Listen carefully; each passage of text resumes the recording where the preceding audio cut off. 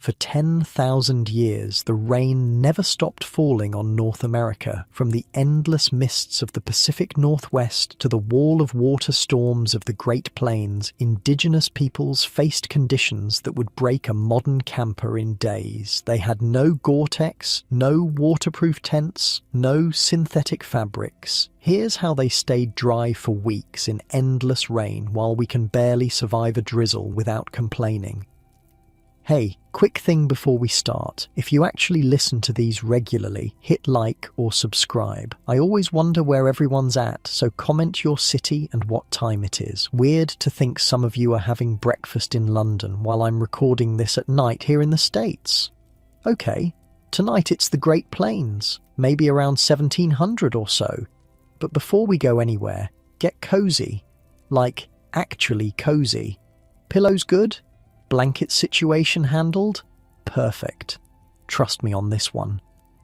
Your eyes open to the sound of water, not a gentle patter. This is the kind of rain that sounds like someone upended a bucket directly over your head, except the bucket never empties. It just keeps going. You're inside a teepee on the plains somewhere in what will eventually be called South Dakota, and the first thing you notice is that you're warm, dry. The air smells like wood smoke and leather, that particular golden, earthy scent of smoked buckskin that will stay with you your entire life.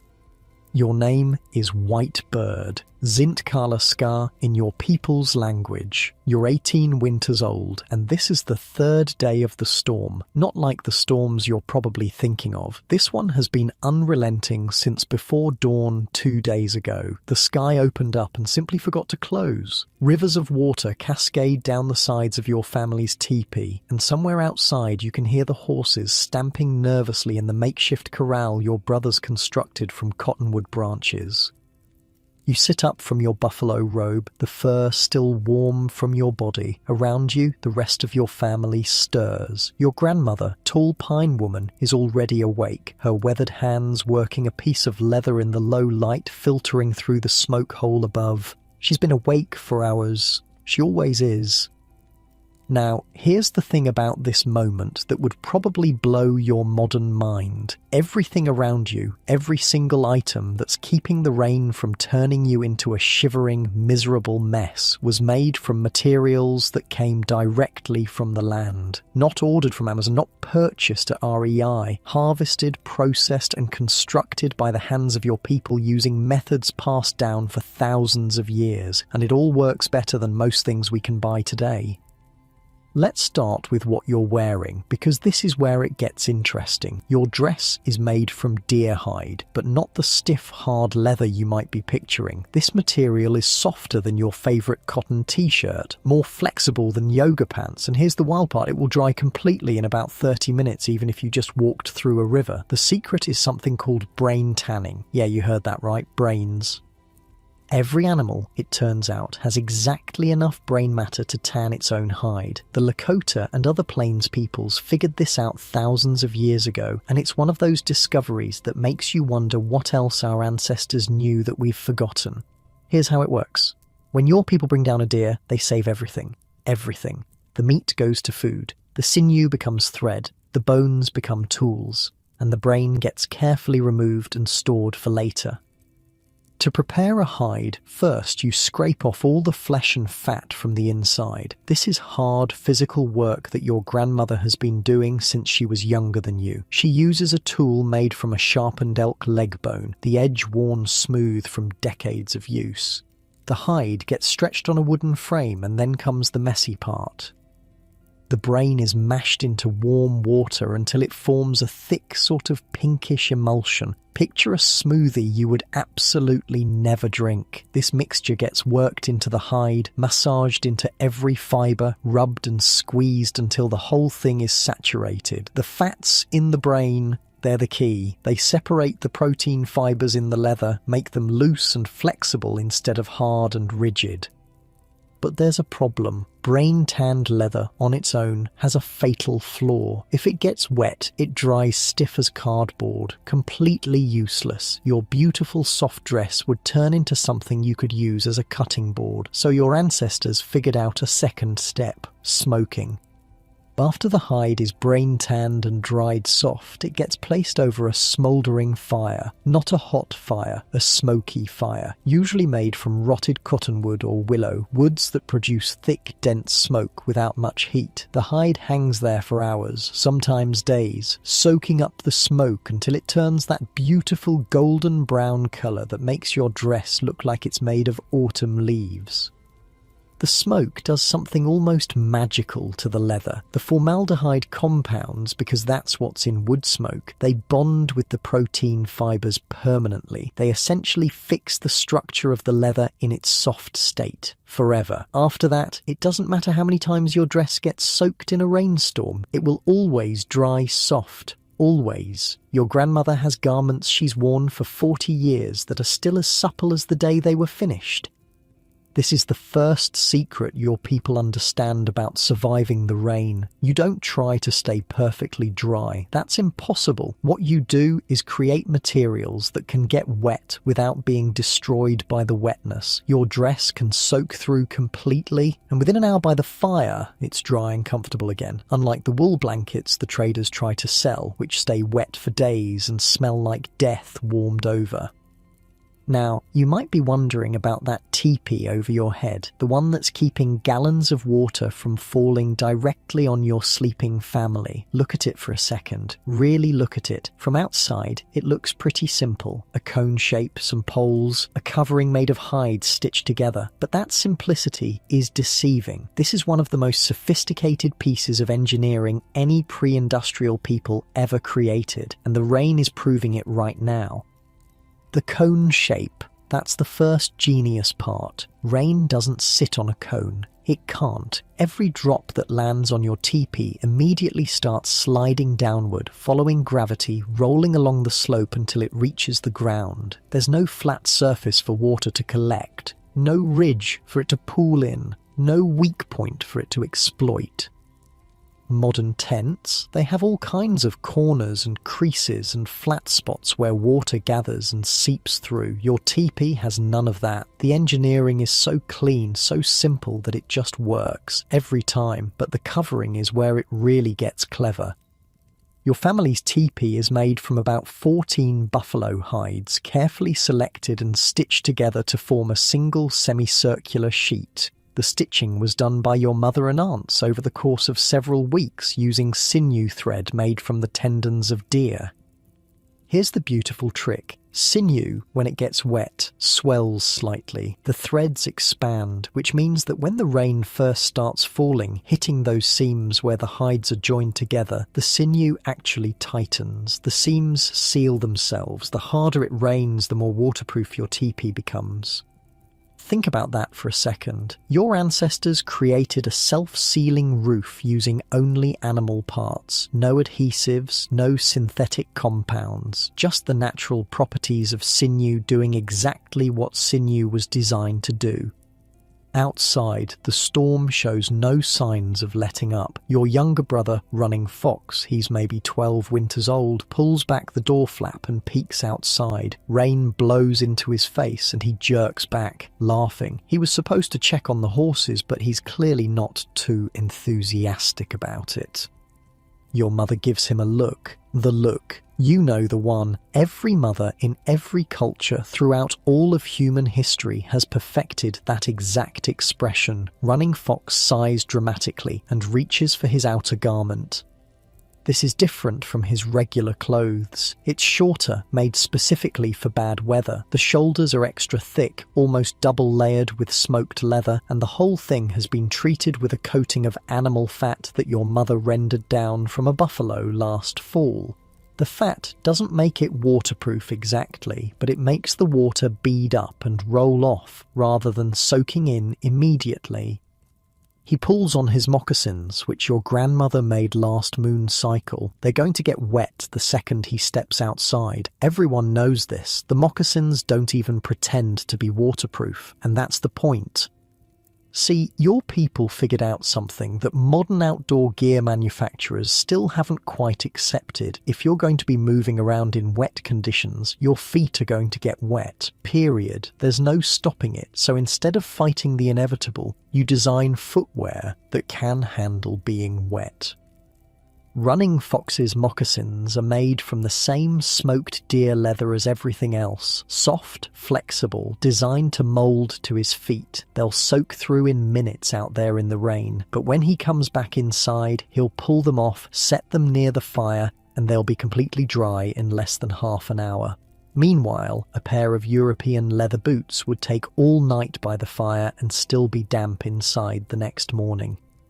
Your people don't fight the water, they work with it, adapt to it. Understand that getting wet isn't the problem, staying wet is. This philosophy runs through everything. The teepee doesn't try to keep out every drop of moisture. It manages the moisture, directs it, channels it harmlessly to the ground. Your clothes don't create an impermeable barrier between you and the elements. They breathe, they flex, they get wet, and then they dry fast. It's such a different way of thinking from what you're probably used to. We spend billions of dollars trying to create perfect seals, total waterproofing, absolute protection from the elements, and your ancestors just looked at the rain and said, okay, we're going to get a little wet. How do we make that not matter? Your grandmother looks up from her work, catches your eye, and nods toward the fire. Time for the morning meal. Even with the storm raging outside, life continues. Food needs to be prepared, children need to be fed, the fire needs to be maintained. That fire, by the way, is another miracle you've probably been taking for granted. It's been burning for 3 days straight. Through the entire storm, smoke rises from it in a thin stream that seems to know exactly where to go, spiraling upward through the smoke hole at the top of the teepee. The hole is positioned slightly off-center, and there are 2 flaps at the top that can be adjusted with long poles to control the airflow. Right now, they're set to create just enough draft to pull the smoke out without letting the rain in. Your uncle, Grey Horse, he's the one who built this teepee 10 years ago, and he set it up facing east, as your people always do. That puts the doorway away from the prevailing westerly winds, which means the rain is beating against the back of the structure rather than trying to push through the entrance. The entrance, by the way, is covered with a separate hide that hangs like a door flap. During the storm, it's been weighted down at the bottom with stones to keep it from flapping open in the wind. Right now, Running Fox is holding it aside just enough to slip through, letting in a spray of mist before the leather falls back into place behind him. You watch the fire crackle, listen to the rain hammering overhead, feel the warmth wrapping around you like a blanket. Somewhere outside, your brother is splashing through puddles to check on horses that are probably wishing they could fit inside the teepee too. And in here, you're dry, warm, safe. Not because of modern technology or manufactured materials or anything you bought, but because of knowledge, wisdom passed down through hundreds of generations, an understanding of the natural world so deep that your people can take raw materials from the land and create shelter that outperforms anything money can buy. Your grandmother says something in Lakota, her voice carrying that particular soft roughness of someone who has lived through many winters. She's talking about the rain, about how it's good for the grass, good for the buffalo herds that will come through in the summer. She's not worried about the storm. Neither is anyone else, because this is just weather, and your people have been handling weather since long before anyone thought to call it a challenge. The real secrets of how they do it, the engineering inside this teepee that you haven't even noticed yet, the clever systems your ancestors built into this place to handle any water that might seep through, those are about to become a lot more interesting. Because something is happening at the top of the teepee, where the poles all come together. A drop of water is forming, and you're about to learn what your grandmother built to catch it. But first, your mother hands you a bowl of warm stew, dried buffalo meat that's been simmering with wild turnips since yesterday. The smell rises up and mingles with the wood smoke and the leather scent and the faint mineral freshness of rain seeping in from outside. You wrap your hands around the bowl, feel its warmth radiating into your palms. Outside, the storm continues its assault. Inside, your family eats breakfast together, the same way families have been doing in this exact spot for longer than anyone can remember.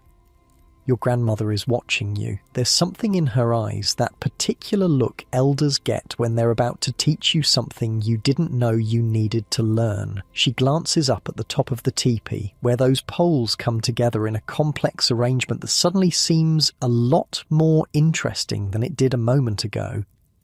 Running Fox bursts back through the door flap, absolutely soaked, grinning like the storm is the best thing that ever happened to him. Water streams off his shoulders, pools around his moccasins, and he's already pulling off his outer garment to hang by the fire. His moccasins, predictably, are dripping, but he doesn't look concerned. Nobody does.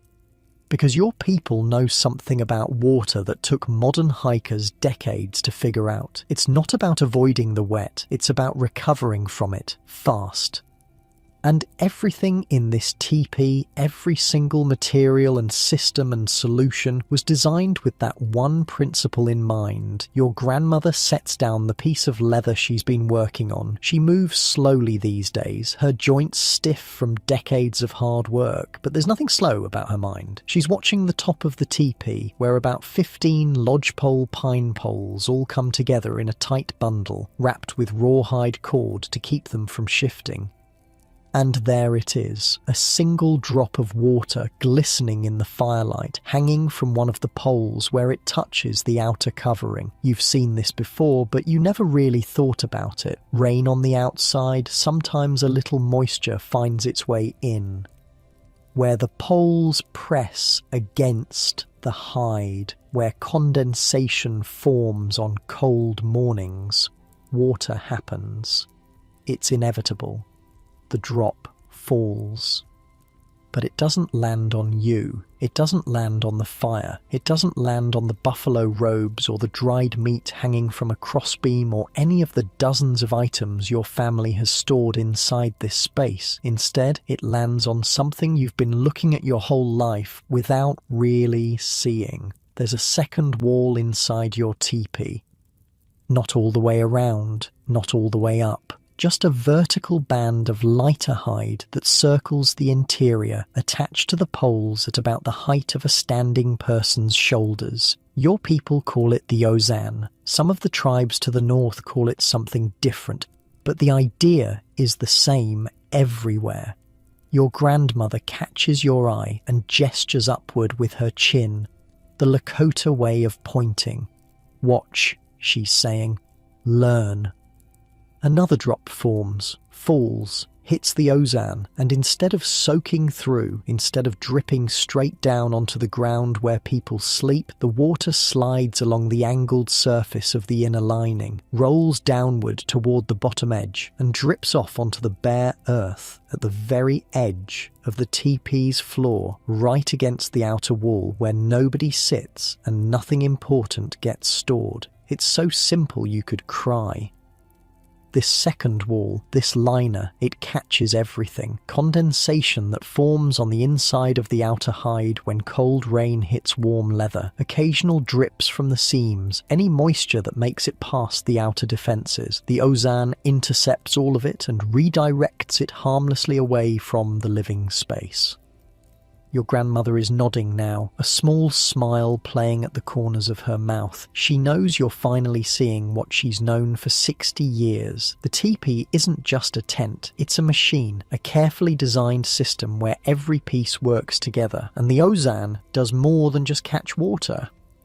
Feel the air in here, really pay attention to it. The fire is burning, putting out heat, but the air isn't stuffy. It's not too hot near the flames and freezing cold against the walls. The temperature is somehow comfortable everywhere. That's the ozan too.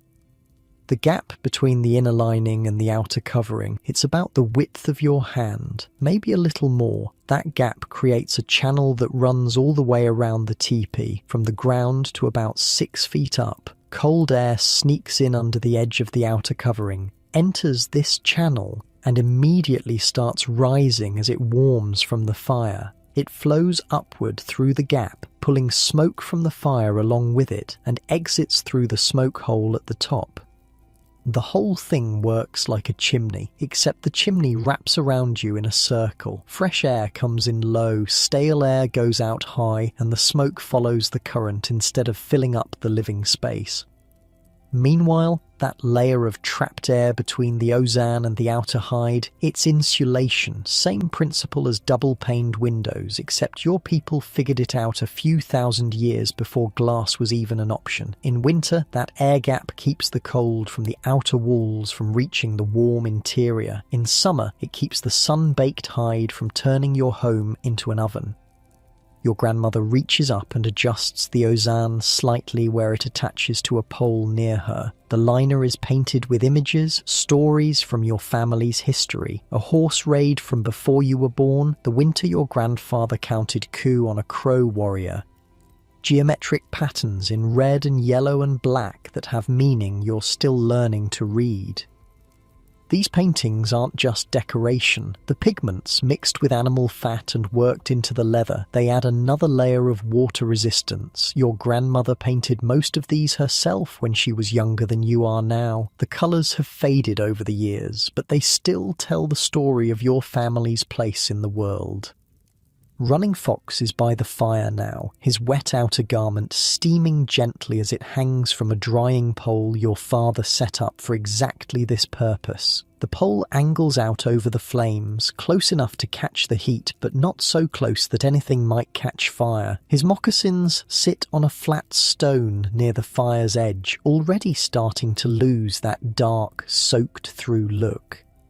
Your mother is tending the stew, adding more water from a bladder bag that hangs from one of the teepee poles. The bag is made from the stomach of a buffalo, cleaned and dried and made watertight with a combination of sinew stitching and pine pitch. It holds about 2 gallons and has been hanging there since before the storm started, keeping your water supply clean and ready. Everything has a place, everything has a purpose, nothing is wasted, nothing is accidental. Outside, the rain seems to be picking up. You can hear it hammering harder now, a sound like thousands of tiny drum beats on the hide above you. The outer covering is taking a beating, but it's taking it without complaint. Water sheets down the conical surface, following gravity, finding the ground. Your Uncle Grey Horse looks up from the arrow he's been straightening by the fire. He's a quiet man, doesn't say much, but he built this teepee with his own hands and he knows every inch of it. He listens to the rain for a moment, then goes back to his work, not worried. The poles that hold up this whole structure, they're lodgepole pine. Your people trade for them, sometimes travelling hundreds of miles to get the really good ones from the mountains to the west. Each pole is maybe 15 feet long, straight as an arrow, light enough for one person to carry, but strong enough to support the weight of a dozen buffalo hides. There are about 17 poles in this teepee, depending on how you count. The first 3 or 4 get tied together at the top and spread at the bottom to form a tripod. Then the rest get added one by one, leaning into the crotch where those first poles meet, each one carefully positioned to create an even cone shape all the way around. The whole frame goes up in maybe 20 minutes when your family is practiced at it, which they are. Your people move camp multiple times a year, following the buffalo herds, and breaking down and setting up a teepee is just part of life. The women handle most of it, actually. The covering is their responsibility, their property. Your mother could probably set up this entire structure blindfolded. Once the frame is up, the covering goes on. It gets raised using a special lifting pole and then wrapped around the cone, pinned at the front with wooden stakes that look a little like giant clothespins. The whole thing can be completed in maybe an hour, maybe less if everybody helps. And when it's done, you have a home that can withstand winds strong enough to knock down wooden buildings, that sheds rain like water off a duck's back, that stays warm in blizzards and cool in heat waves, that can be moved across hundreds of miles of open prairie as easily as you pack a suitcase.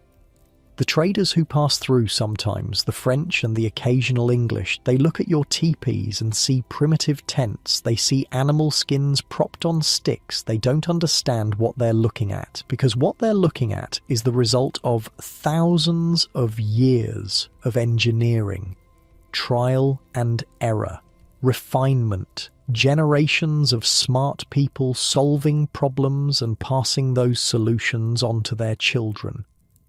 The cone shape wasn't an accident. It's the most aerodynamic form possible, which matters when you live on a prairie where the wind never stops blowing. Storms that would tear apart a square cabin just flow around the smooth surface of a teepee. The wind finds no edges to grab, no flat surfaces to push against, it just slides past.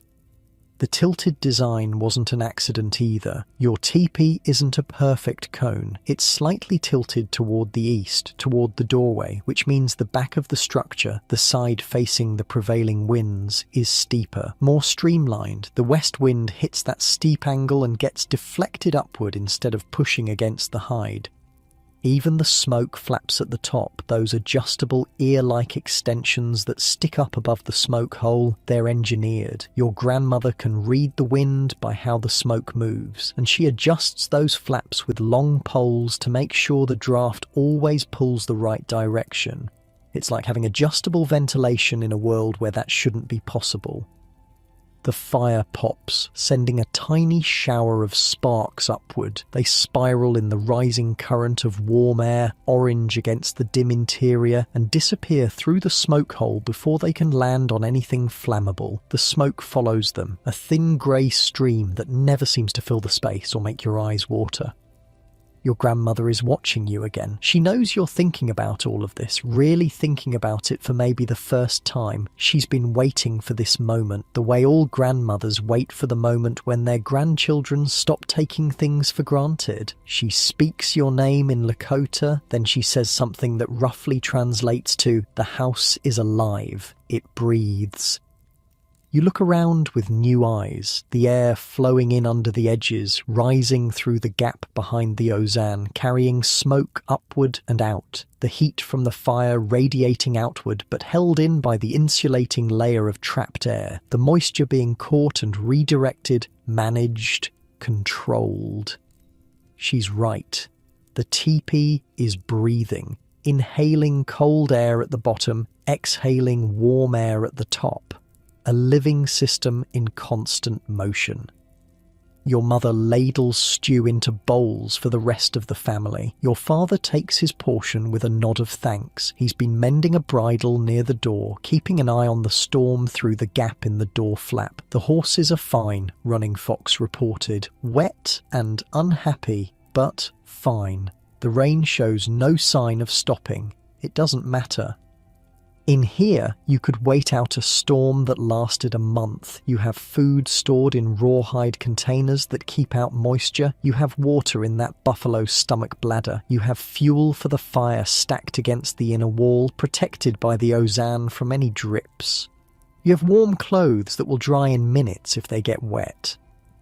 Your people have been living like this for longer than anyone can count. Long before the horse arrived on the plains, long before the first Europeans set foot on this land, long before written history started keeping track. And in all that time, through countless storms and blizzards and torrential downpours, the teepee has kept them alive, warm, dry, safe. The water drop that started this whole train of thought has been followed by maybe a dozen others. Each one falls, hits the ozan, slides harmlessly to the edge, and drips onto bare earth where it soaks in without bothering anyone. The system works. It's been working for thousands of years. Your grandmother catches your eye one more time, and there's something in her expression that seems almost amused, as if she's thinking about how long it took you to notice what's been right in front of you since the day you were born. But there's pride there too, because now you know, now you see. And someday, when you have your own teepee, your own family, your own grandchildren to teach, you'll know how to build an ozan that catches every drop, how to position the poles so the wind never wins, how to make a home that breathes. The storm continues outside. The fire crackles. Your family eats breakfast together, dry and warm, while the world turns to water all around them. Somewhere to the east, in the direction the door faces, the sun is trying to rise behind all those clouds. It won't succeed today. Maybe not tomorrow either. That's okay. You're not going anywhere until the rain stops. And even then, maybe you'll wait another day. Let the ground dry out a little. Let the rivers go down. There's no rush, because right now, right here, you have everything you need. Food, water, warmth, family, and a house that breathes. Your little sister, Laughing Water, she's only 6 winters old, and she's been watching this whole exchange between you and your grandmother with wide eyes. She doesn't understand yet. She just knows the teepee keeps her dry when it rains. The why hasn't occurred to her. It will. Give her another 10 winters and she'll be sitting where you are now, suddenly seeing the Ozan for what it really is. Running Fox is pulling on his moccasins again, testing them to see if they've dried enough. They're still damp, but he's impatient. He wants to go back outside, splash in puddles. Boys his age are like that. The storm is an adventure to him. Your father looks up from his bridle mending and catches your mother's eye. Some silent communication passes between them, the kind that only happens after 20 years together. She nods slightly. He goes back to his work. The teepee holds all of you. 3 generations, 7 people, plus enough gear to survive on the open plains for months, and somehow it never feels crowded. The circular floor plan gives everyone their own space while keeping the family together. Storage happens in the gaps. Dried meat hangs from rawhide cords strung between poles. Parflesh containers stack along the walls behind the Ozan where they stay dry. Weapons hang within reach. Clothing gets rolled and organized according to a system your mother could explain in her sleep. Every family does it differently. Walk into 10 different teepees and you'll see 10 different arrangements. But they all work. The rain continues its steady drumming. Your grandmother picks up her leather work again, fingers moving automatically in patterns she learned before you were born. None of this would be possible without the Ozan keeping everything dry. The damp would ruin the leather, warp the wood, spoil the food. But with that simple second wall catching every stray drop, your home stays dry inside as if the sun were shining. Somewhere in the distance, thunder rolls across the prairie. The storm isn't finished with you yet. That's all right. You're ready for it. Your grandmother's voice cuts through the sound of rain. She's not speaking to anyone in particular, just talking the way old people do sometimes, half to the room and half to the memories inside her head. She's telling a story about her grandmother, about a journey her family took many generations ago, back before your people had horses, back when they walked everywhere and dogs pulled the travois loaded with hides and poles, a journey east toward the rising sun, to trade with the peoples who lived in the great forests. Those people, she says, they don't live in teepees. They live in houses made of bark, long houses, big enough for a whole clan, all the families together under one roof. You've heard pieces of this story before, but tonight, with the rain hammering down and the fire crackling low, it feels different, like the storm outside has created a bubble where stories can breathe. Her grandmother walked for many weeks, your grandmother says, through the tall grass, past the rivers that flow toward the morning sun, into forests so thick you couldn't see the sky, and there she found villages where the houses stretched longer than 10 teepees placed end to end. Houses that never moved, built from the bones of the forest itself. She pauses, her old eyes reflecting the firelight. You've never seen one of these houses, neither has she, not in person, but her grandmother described them so many times with such detail that the image has been passed down like a precious bead through 4 generations of women. "Let me tell you about those houses," she says. "Let me tell you about the people of the Longhouse. Far to the east, in lands your people call the Rising Sun Country, the climate is different, wetter. The rains there don't come in sudden prairie storms that blow through and move on. They settle in, days of grey sky and constant drizzle, fog that hangs in the valleys like smoke, a dampness that seeps into everything if you let it. The people who live there, the Haudenosaunee, the ones the traders call Iroquois, they figured out their own way to stay dry, and it's completely different from anything your people ever built. Imagine a frame made of bent saplings, your grandmother says, young trees, flexible, pulled down and tied to form an arch like a rainbow frozen in wood. Now imagine dozens of these arches, placed in a row, maybe 20 feet apart, connected by long poles running the length of the structure. A tunnel of wood stretching maybe 100 feet, maybe 200, some of them even longer. That's just the bones. The skin is bark, not the thin, papery bark of the birch tree, though they use that too for smaller things. The main covering comes from elm trees, stripped off in great sheets during the spring when the sap runs high and the bark peels away from the wood like skin from a peach. These elm bark sheets, they're huge, bigger than a buffalo hide, and they get pressed flat under heavy stones, dried until they're stiff as boards, then attached to the wooden frame in overlapping layers like shingles on a roof. Think about that for a second. Shingles, the same principle that keeps water off the wooden cabins the traders build. Each piece overlaps the one below it, so water hitting the top sheet runs down onto the next sheet and the next and the next, always finding its way downward, never getting a chance to seep through. The people of the Longhouse figured this out thousands of years ago, long before anyone thought to write it down. Your grandmother's voice has taken on a rhythm, almost like a song. She's not just telling a story anymore, she's teaching the way her grandmother taught her and her grandmother before that. Inside the Longhouse, she says, families live in rows along the walls. Each family has their own section, their own fire pit in the centre aisle, their own sleeping platforms raised off the ground. A single house might hold 20 families, 50 families, 100 people or more, all related through their mothers, all sharing one roof that never leaks.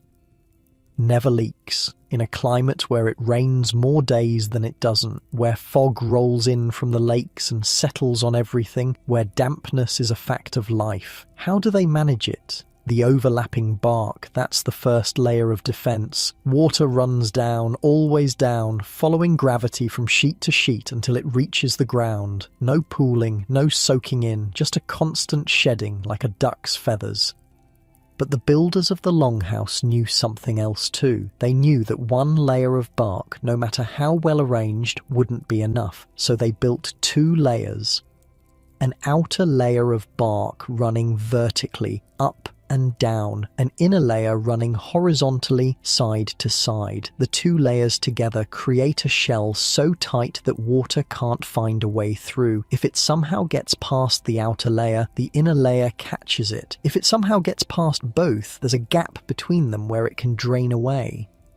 The roof is the same principle, but curved, arched like the back of a sleeping cat. Rain hits that curve and slides, can't find a foothold, can't gather into puddles, just rolls off and falls to the ground. Your grandmother pauses, reaches for a drink of water from the bladder bag hanging nearby. The fire has burned down a little, and Running Fox leans forward to add a few more sticks. Sparks spiral upward into the smoke hole, orange against the grey light filtering down from above.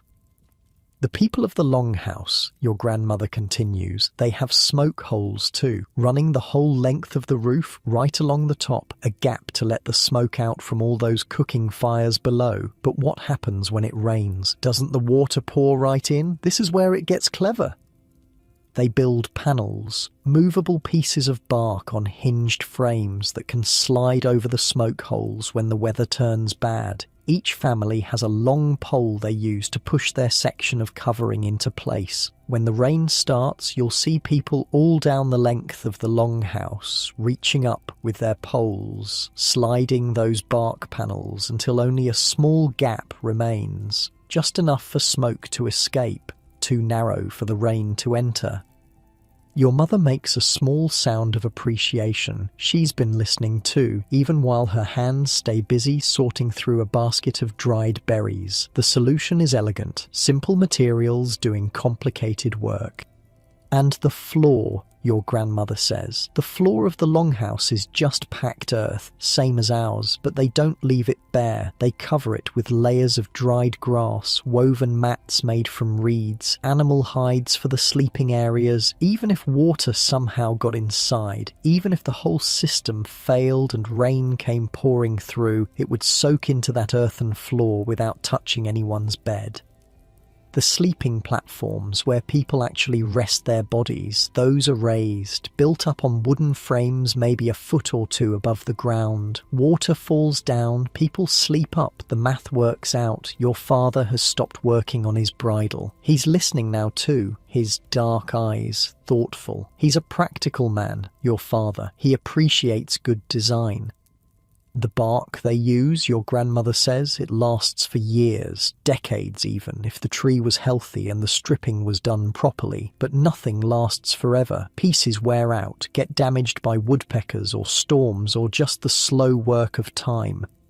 So, the builders made it easy to fix. Each bark sheet is held in place by poles on the outside, pressing it flat against the inner frame. If a sheet starts to leak, you don't have to tear down the whole wall. You just loosen those outer poles, slide out the bad piece, slide in a new one. 10 minutes of work, maybe less, and you're watertight again. Compare that to fixing a teepee cover, which involves sewing and stretching and making sure the new piece matches the old ones perfectly. The longhouse is almost like it was designed to be repaired, built with maintenance in mind. Your grandmother takes another drink of water. The rain outside seems to be easing slightly, the hammering sound softening to something closer to a steady whisper. Or maybe you've just gotten so used to it that you don't notice anymore. There's another trick, she says, something her grandmother told her about the way the longhouse handles the seams, the places where bark sheets come together. Those are the weak points. Water always looks for seams. The Haudenosaunee seal them with a mixture of resin and charcoal, pitch from pine trees, boiled down and mixed with black powder until it becomes a thick paste. This paste gets spread along every seam, filling the gaps, creating a seal that flexes slightly without cracking. When rain hits those seams, it finds nothing but smooth, sticky resin that sheds water like wax. The smell of pine pitch, your grandmother says. That's what her grandmother remembered most about those longhouses, that sharp, clean scent mixed with wood smoke and cooking food and the particular smell of dozens of people living together. Your little sister, Laughing Water, has fallen asleep against your mother's side, her small hand still clutching a strip of dried meat she never finished eating. The story has gone on long enough to carry her into dreams. But you're still awake, still thinking about those houses made of bark stretching through the forests of the east like great wooden whales resting on the land. Different people, different place, different materials, but the same problem. Rain, water, the endless challenge of staying dry in a world that keeps trying to soak you. Your grandmother seems to read your thoughts. She reaches out and touches the ozan beside her, that inner lining you finally learned to see this morning. Different answers, she says. Same question. How do we live with the rain instead of fighting it? The teepee breathes, it flexes in the wind, it can be packed up and moved 1,000 miles, but it needs the right kind of hides, the right kind of poles, the right kind of open land, where a cone shape makes sense.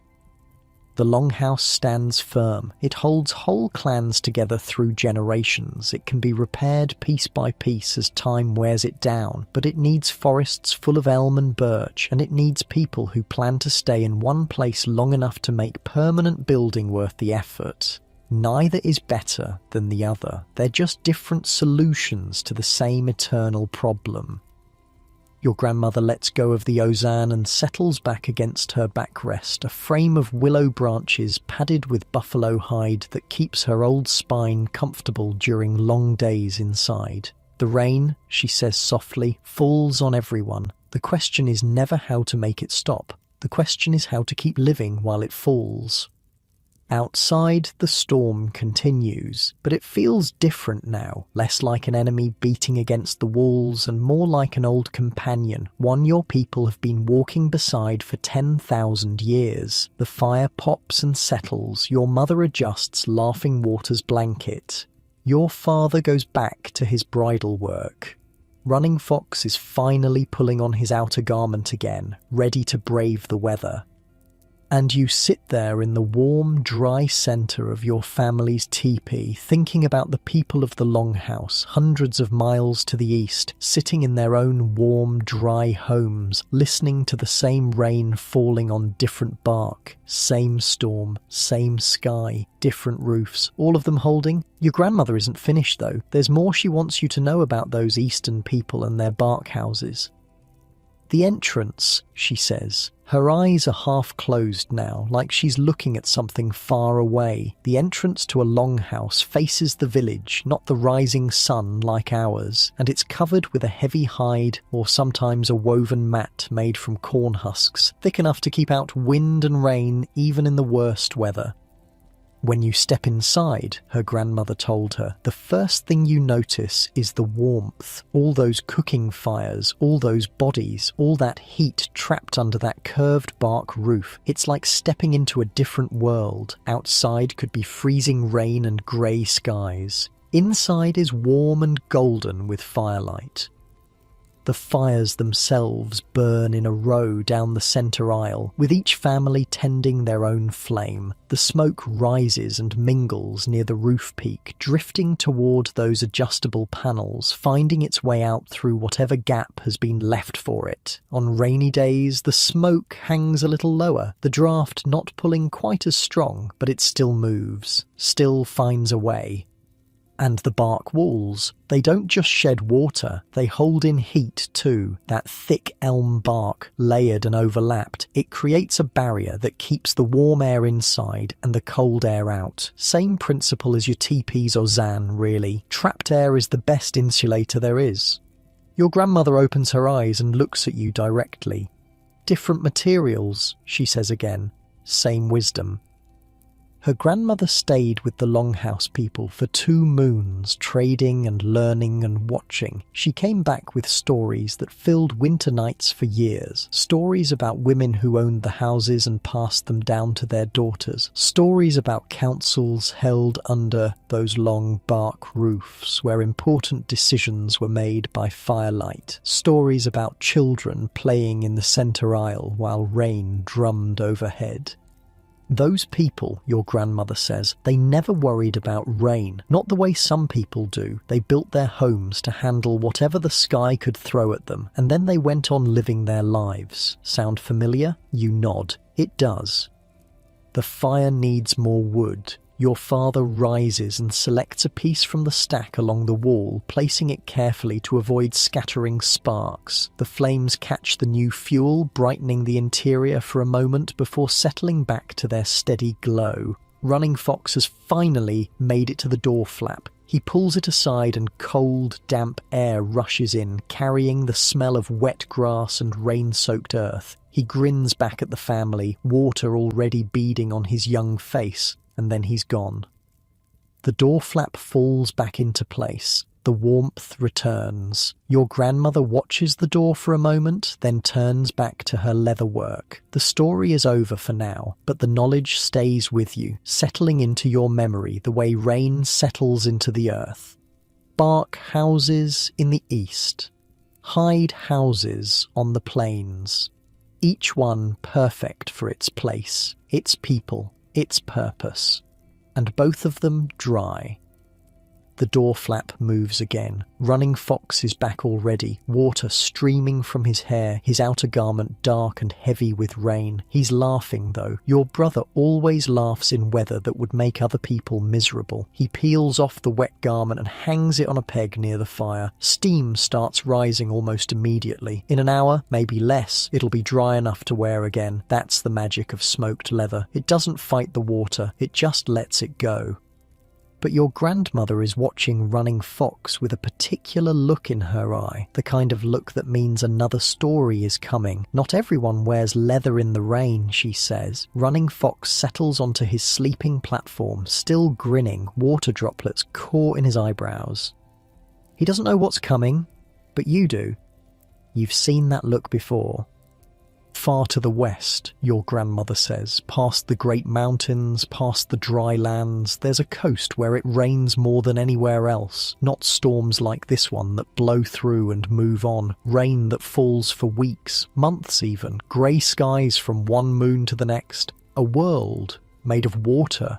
She picks up her leather work again, but her hands move slowly, almost absently. Her mind is somewhere else. The people who live there, the ones who fish for salmon and hunt whales in the great water, they don't use leather to stay dry. Can't. Leather works on the plains because eventually the sun comes out and things can dry. But on that western coast, the sun hides for so long that leather would rot before it ever dried properly. So they use something else, something that grows all around them, thick and tall and red as sunset. Cedar. Your mother looks up from the berries she's been sorting. Cedar bark? Her voice carries a note of curiosity. She's heard pieces of this story before, but like all good stories, it changes slightly with each telling. Cedar bark, your grandmother confirms. The inner layer, soft and flexible, stripped from the trees in long sheets and processed until it becomes almost like cloth. Then woven into capes and hats that shed water the way a duck sheds water from its feathers. Running Fox is interested now despite himself. He leans forward, elbows on knees. How does bark become cloth? Your grandmother smiles. That's the question, isn't it? The women of those coastal villages, she says, they're weavers, not like the basket weavers here on the plains, though that's a skill too. These women weave fabric from tree bark. It takes patience you can barely imagine. First, they strip the bark in spring when the sap runs and the layers separate easily. The outer bark gets discarded. It's the inner bark they want, the part that's soft and fibrous, the colour of dried salmon. Then they soak it, days in water, sometimes longer, until the fibres start to separate on their own. Then they pound it with wooden mallets over and over, breaking down the structure until what was once rigid bark becomes soft and pliable. The fibres get separated by hand, pulled apart strand by strand, sorted by thickness and quality. The best ones go to the finest garments. The coarser ones become everyday wear. Nothing gets wasted. Your grandmother pauses, adjusts her position against the willow backrest. Outside, the rain continues its steady rhythm. You've stopped noticing the sound unless you focus on it. The weaving itself, she continues, that's where the real skill comes in. Those cedar fibres get worked into a fabric so tight that water can't find a way through. Not waterproof exactly, not like pitch-sealed bark, more like water-resistant. The drops hit the surface and roll off before they have time to soak in. She makes a gesture with her hands, fingers interlacing, showing how the fibres lock together. A single cape might take a moon to weave, she says, maybe longer for the finest ones. The women work at it every day, fingers moving in patterns learned from their mothers who learned from their mothers back through more generations than anyone can count. And the cedar itself, it has oils in it, natural oils that help repel water even before the weaving makes it tight. Those coastal people figured that out thousands of years ago. They didn't just grab any plant fibre that was handy. They experimented, tried different trees, different grasses, different techniques, and they discovered that cedar bark worked better than anything else. The smell of those capes, my grandmother said it stayed with you. That sharp, clean cedar smell. She met traders once who had come from the coast, and she said you could smell them before you could see them. Not a bad smell, just different. The smell of a whole other world carried in their clothing. And the shape matters too. The capes aren't flat like a blanket thrown over your shoulders. They're built with layers, especially around the shoulders where rain hits hardest. Multiple thicknesses of woven bark, each layer overlapping the one below, creating a surface that works like roof shingles. Water hits the top layer, runs down to the next, runs down to the next. By the time it reaches the bottom edge, it's falling to the ground instead of soaking through to your skin. The hats are the same idea, but smaller. Tall cones woven from the same cedar bark, fitting snug on the head, keeping the rain out of your eyes and off your face. A good hat and cape together, your grandmother says, and you can work outside all day in the heaviest rain without getting truly wet. She pauses, remembering something else. The women wear those capes while they gather shellfish from the rocks at low tide. The men wear them while they paddle their great canoes out to fish. Children wear smaller versions made for their bodies, learning from their first steps that rain is just part of life. And when they come home, they hang those capes near the fire to dry, same as Running Fox is doing with his leather right now. The cedar fibres release their moisture slowly, and by morning everything is ready to wear again. The capes wear out eventually, of course. The fibres break down after a few seasons of constant use, but the skills don't wear out. A grandmother teaches her granddaughter, and the knowledge continues. New capes get woven to replace old ones, and the cycle goes on.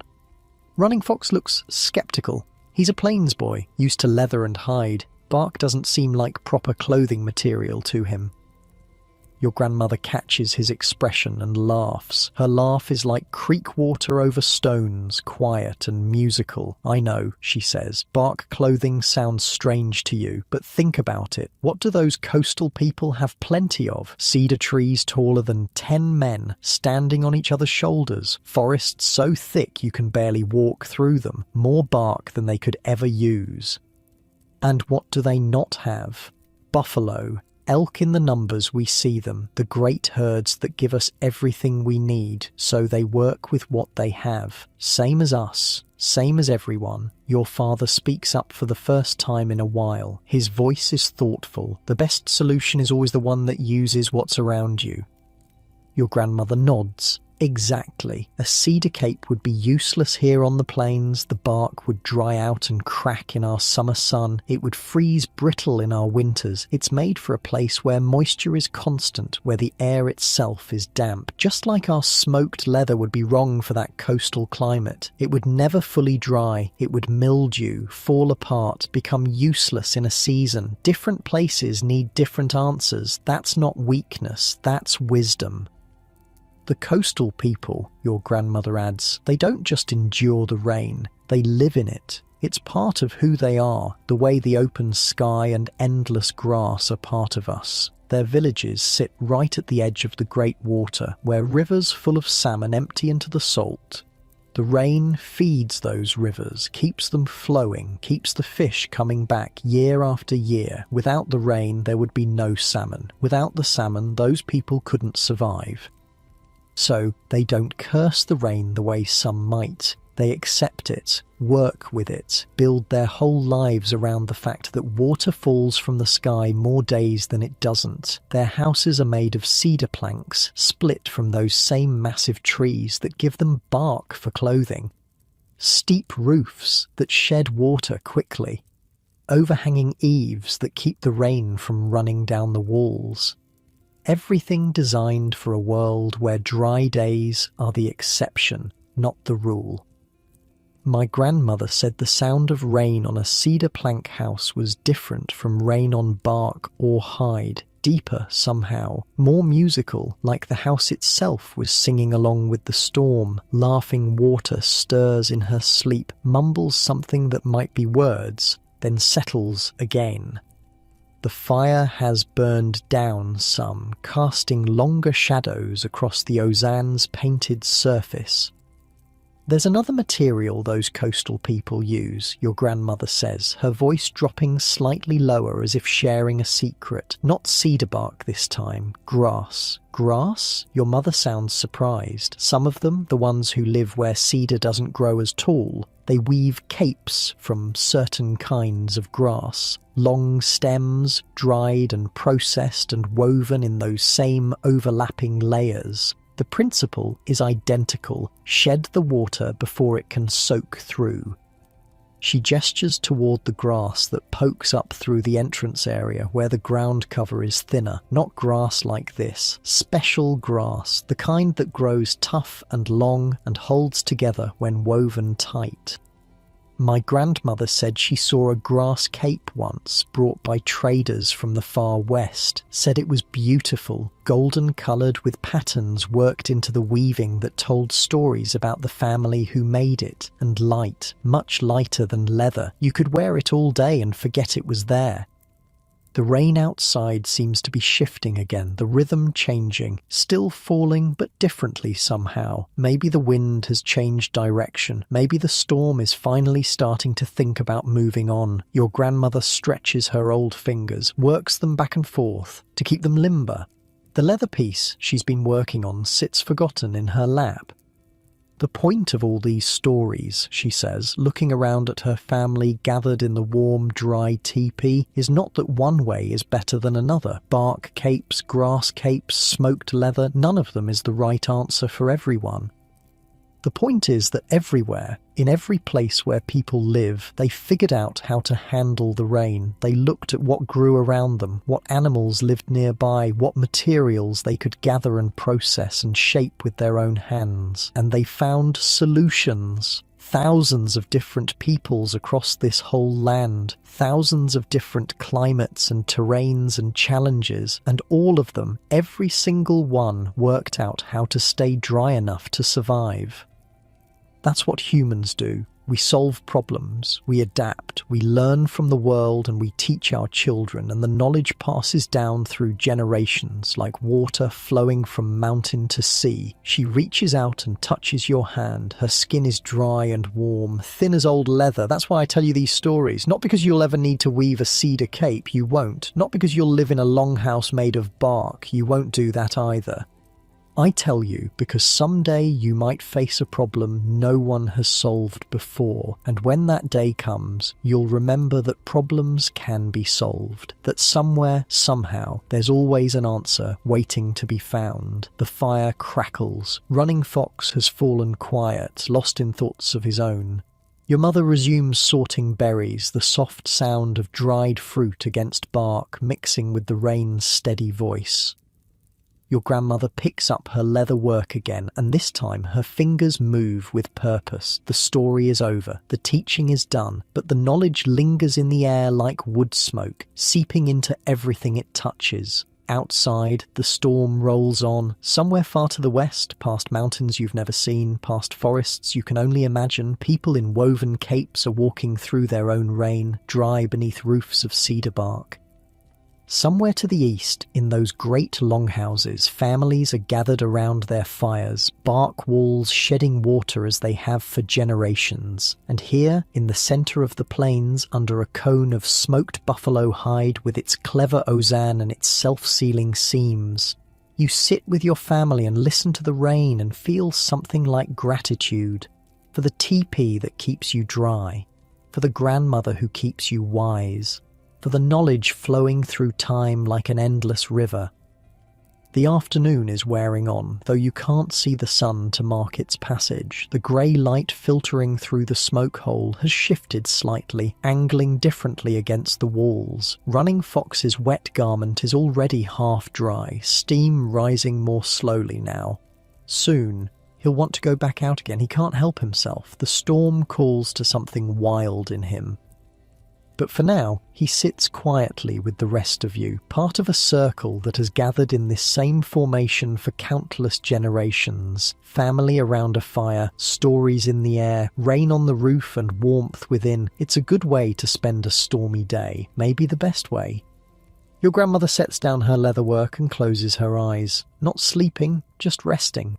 She's old, and the telling of stories takes something out of her, even as it gives something back. The rain speaks its own language against the hide walls, a constant whisper that never quite stops, never quite becomes silence. You've heard it your whole life. Your grandmother heard it her whole life. Your children will hear it too. And somewhere in that sound, if you listen carefully, you can almost hear the voices of all those other peoples, all those other solutions, all those thousands of ways that humans have found to answer the same simple question. How do we stay dry when the sky wants us wet? The answer, it turns out, is everywhere, written in bark and leather and woven grass, passed down through grandmothers and mothers and daughters, living in the hands of every person who ever stripped cedar bark or smoked a hide, or stitched a seam with sinew. The rain doesn't know any of this. It just falls, same as it always has, same as it always will. But the people beneath it, they know, they remember, they teach. And the knowledge keeps them dry. The fire pops. A small shower of sparks spirals upward toward the smoke hole, orange against grey, alive for just a moment before winking out. Your father leans forward and adjusts one of the logs, pushing it deeper into the coals. It's an absent gesture, the kind of thing he's done 10,000 times without thinking.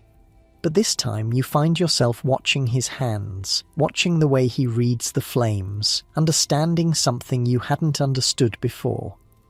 Fire is life, not in some poetic sense, though it's that too, in a real, practical, you will die without it sense. Out here on the plains, in weather like this, fire is the difference between surviving the night and not surviving it, and keeping fire alive when rain falls for days on end. That's not as simple as it sounds.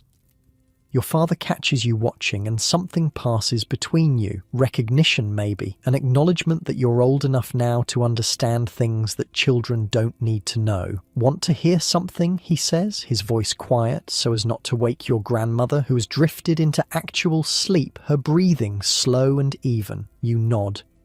He settles back, but his eyes stay on the flames. When I was younger than your brother, he says, maybe 5 winters old, we nearly lost our fire. 3 days into a storm worse than this one. The wood got wet, the tinder got wet, everything got wet. His jaw tightens at the memory. My father worked for hours, trying to coax a spark from wet wood, trying to find anything dry enough to catch. The rest of us huddled under blankets, getting colder and colder. My mother held me against her body to keep me warm. What happened? Your voice comes out softer than you intended.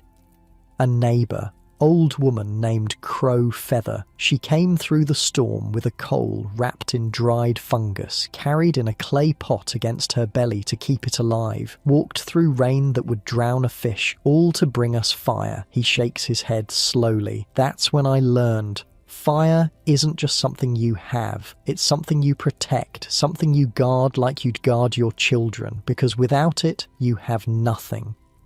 The lesson stuck with him. You can see it in the way he tends these flames now, the careful attention he pays to the fuel supply stacked along the inner wall, protected from any drips by the ozone. Never too much wood on the fire at once, never too little, a steady burn that can last through the longest night. But keeping the fire burning inside the teepee is only part of it. The harder challenge is what happens when you have to travel. Storms like this one, they can last a week, sometimes longer, and sometimes you can't just wait them out. Maybe the buffalo have moved and you need to follow. Maybe enemies are approaching and you need to flee. Maybe the river is rising and your camp will flood if you don't relocate. Whatever the reason, sometimes you have to pack up and move, rain or no rain, and when you do, you have to take your fire with you. Your father reaches into a pouch at his belt and pulls out something small, something you've seen before but never really looked at closely. A bundle wrapped in soft leather, no bigger than his fist. Tinder, he says. Dry tinder, the most valuable thing I own. He unwraps it carefully, revealing a ball of fibrous material, pale and fluffy. You recognize it now. The inner puff from certain seed pods mixed with shredded bark from a tree that fell and dried before the rot could reach it. This stays dry no matter what, your father says. Under my clothes, against my skin, body heat keeps any dampness away. If everything else fails, if the whole world turns to water, I can still start a fire with this. The collecting of tinder, he explains, that happens on good days. Dry days. Days when the sun shines and the wind blows and everything crispy crumbles at a touch. Those are the days you gather what you'll need for the wet times ahead. He points toward a leather bag hanging from one of the teepee poles, high up where no splash could reach it. In there, we've got enough tinder for maybe 10 fires, different kinds, the cattail fluff that catches a spark faster than anything, the shredded inner bark of cottonwood that burns slow and steady, the dried fungus from dead birch trees that holds a coal for hours. Your mother looks up from her berry sorting. I gathered most of that, she says. Last moon, during that hot spell, 3 days of walking, filling bags, 3 days of work so the family could survive 3 weeks of rain. That's the math of it. That's what preparedness costs. He wraps the tinder bundle back up with the same care he'd use handling a newborn and tucks it away. But tinder is only half the problem. The other half is spark. You know about friction fire, the bow drill and hand drill that your people use when they need to create flame from nothing. But those methods need dry wood, dry conditions, dry hands. In a storm like this one, friction fire is nearly impossible. So we don't try, your father says. We carry fire instead. He gestures toward a covered clay pot sitting near the back of the teepee, tucked behind a stack of parfleche containers. You've seen it before, always in the same spot, never opened. You thought it was for storage. Go ahead, he says. Look inside. You cross the teepee carefully, stepping over sleeping, laughing water, and crouch beside the clay pot. The lid fits tight, sealed with some kind of dried pitch. You work it loose and a smell hits you, thick and ancient. Ash, old smoke, something deeper, earthier. Inside, nestled in a bed of grey ash, sits a piece of something that looks like dried fungus. Bracket fungus, the kind that grows on the sides of dead trees. And in the centre of that fungus, barely visible, a tiny orange glow. That's been burning for 6 days, your father says. Since before this storm started, you stare at it. A coal, a living coal, kept barely alive in its bed of ash, fed just enough air to smoulder but not enough to flame. Waiting. The fungus is the key, your father explains. Bracket fungus, the kind that grows shelf-like on dead trees. It catches fire easily, but burns incredibly slow. A piece the size of your thumb can smoulder for half a day without going out. He reaches past you and adjusts the coal's position slightly, a gesture so practiced it looks casual, but you notice how carefully he does it, how gently. The ash around it, that's important too. Ash holds heat but blocks too much air from reaching the coal. Just the right depth and the coal can rest without burning itself out. Too shallow and it flames up, consumes the fungus, dies. Too deep and it smothers. We call it the sleeping fire, your father continues. It can live in that pot for days if you tend it right. Add a little dried fungus when it starts to fade. Open the lid just enough to give it breath. Keep it warm against your body when you travel. He's moved to sit beside you now, looking down at the tiny glow with something like affection. When we break camp tomorrow, if the rain is still falling, I'll carry this against my chest, wrapped in leather, held close. The coal will sleep while we walk, dreaming whatever coals dream about. And when we make camp again, I'll wake it up. How? Gently. Add tinder a little at a time, blow softly, like you're breathing life into it. Because you are. The sleeping fire just needs to remember that it's fire. He reaches out and closes the lid, sealing the coal back into its dark little world.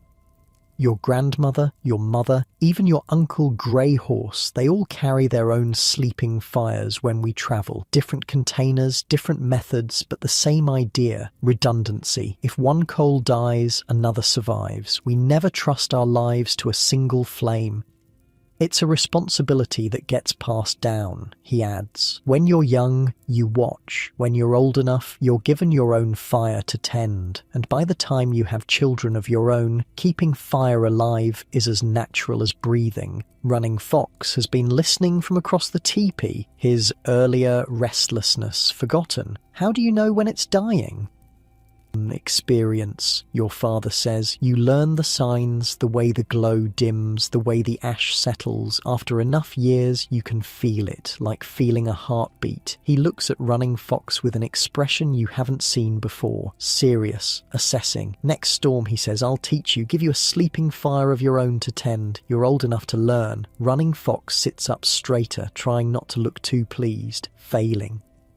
The fire in front of you, the one that's been burning for 3 days now, it crackles and shifts. Your mother adds another piece of wood, keeping the steady burn going. She doesn't need to be told. She's been tending fires since before you were born. And suddenly, you see it differently. Not just flames and heat and light. A living thing passed from hand to hand, pot to pot, generation to generation. A chain of fire stretching back thousands of years to whoever first figured out that coals could sleep and wake again. Your father stands, stretches, moves toward the door flap to check the weather. Grey light and rain smell flood in for a moment before he lets the flap fall. Still coming down, he reports, but lighter now. Maybe it'll break by tomorrow. Maybe. And if it doesn't, you'll pack up the teepee and carry sleeping fires against your bodies and walk through the rain until you find a new place to camp. Then you'll wake those coals, build new flames, pitch a new teepee. The fire will continue because fire doesn't care about weather. It just needs fuel and air and someone who knows how to keep it alive. Your people have been providing those three things for longer than memory reaches, in good weather and bad, in storms and sunshine, through winters that froze rivers solid and summers that baked the grass brown. Fire has been there through all of it, sleeping when it needed to sleep, burning when it needed to burn, passed down like knowledge, like stories, like the ozone and the sinew stitching and the smoked leather that never grows stiff. The rain continues outside, gentler now, but still steady. Inside, the fire burns. Your grandmother sleeps, your family waits, and somewhere in that clay pot, a coal dreams of becoming flame again. Your father has settled back against his willow backrest, but his eyes keep drifting to the fire. Checking, always checking. It's a habit so deep it probably continues even in his sleep. There's a word your grandmother uses sometimes. She says fire is the first gift, the thing that separated your ancestors from the animals, that let them survive cold, that would kill any creature without fur, that let them cook meat and stay healthy, see in darkness, keep predators at bay. Without fire, she says, we would never have become who we are. And maybe that's why your people guard it so carefully, not just because fire means warmth and cooked food and light, but because fire is memory, fire is identity, fire is the thread that connects you to every ancestor who ever lived. The coal in that clay pot, it came from a fire that came from another fire that came from another, on, back through time. Who knows how far, maybe all the way to the first flame ever lit by human hands. Your mother rises and moves toward the cooking area, her movements quiet so as not to disturb your grandmother's sleep. She takes some of those sorted berries and begins mixing them with strips of dried meat and rendered fat, pemmican, travel food that lasts for months without spoiling. She works close to the fire, using its light but also its warmth. Her fingers move quickly despite the dim afternoon grey. She's made this food 1,000 times before. Fire makes it possible. Fire dried that meat in the first place, smoking it until the moisture was gone and no rot could take hold. Fire rendered that fat from buffalo bones, heating it until it ran liquid and clean. Fire will warm the finished pemmican tonight, softening it enough to eat. Everything circles back to flame. Laughing water stirs, makes a small sound, settles again. She's dreaming, her small hands twitching. Dreaming about what? Horses maybe, or the dolls your mother made her from scraps of hide, or the stories she's absorbed without knowing, the ones that seep into children's minds like water into earth. The rain outside has definitely lightened. You can hear individual drops now instead of the constant wash of sound that marked the storm's peak. Not stopping yet, but thinking about it, considering. By morning maybe, or the morning after. The sky will clear eventually. It always does. And when it does, the fire will still be burning, passed from sleeping coal to waking flame, from one campsite to the next, carried in clay pots against warm bodies through whatever weather the world decides to throw. That's the gift. That's the trick. That's the answer to the question the rain keeps asking. How do you survive when everything is wet? You carry fire, you protect fire, you treat fire like the family member it's become over 10,000 years of partnership. And fire, in return, keeps you alive. The afternoon slides toward evening, the grey light dims, the flames burn on, and in the growing darkness you feel something shift inside you, an understanding that wasn't there this morning. Fire isn't just useful. Fire is sacred, not in a way that means you worship it, but in a way that means you respect it. You respect what it gives. You respect what it costs to keep. You respect the generations of knowledge that taught your people how to carry flame through rain, through snow, through every obstacle the world could create. Your father's eyes meet yours across the teepee. He nods, just slightly. He sees the understanding in your face. Welcome to the family of firekeepers, that nod says. It's a responsibility you'll carry forever.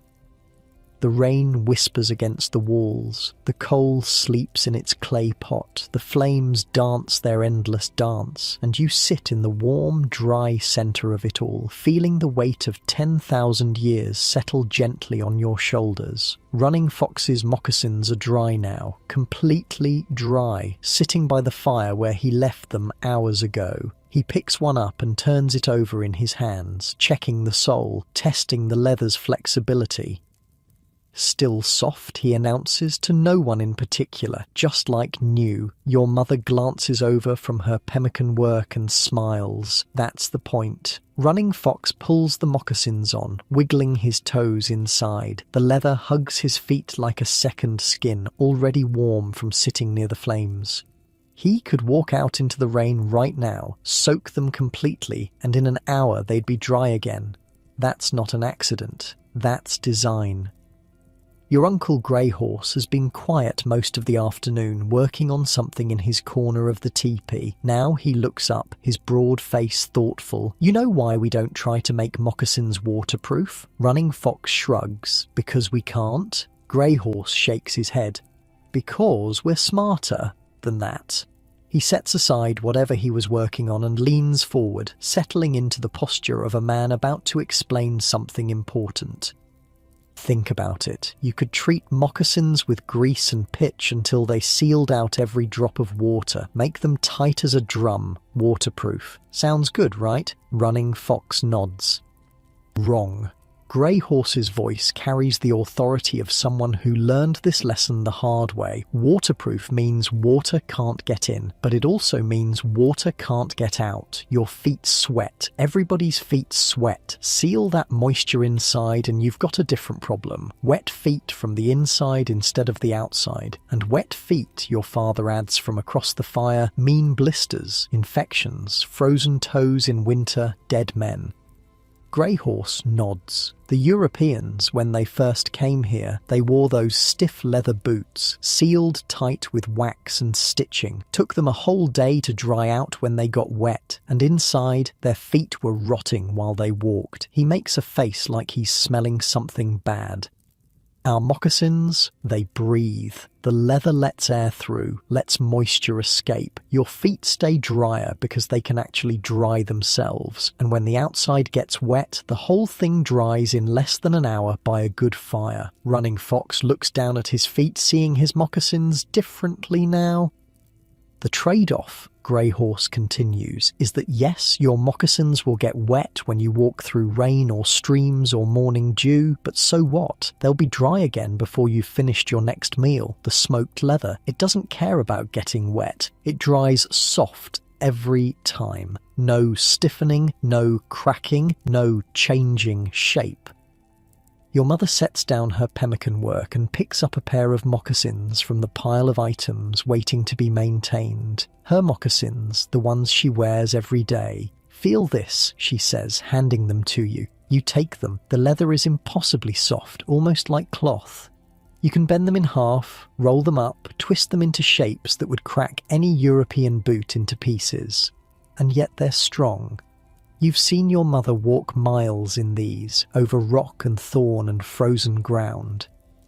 20 winters old, she says. Same pair. I've replaced the soles twice, patched a few holes, but the uppers, the main body, that's the original leather I made when I was about your age. She takes them back, handling them with the casual confidence of long ownership.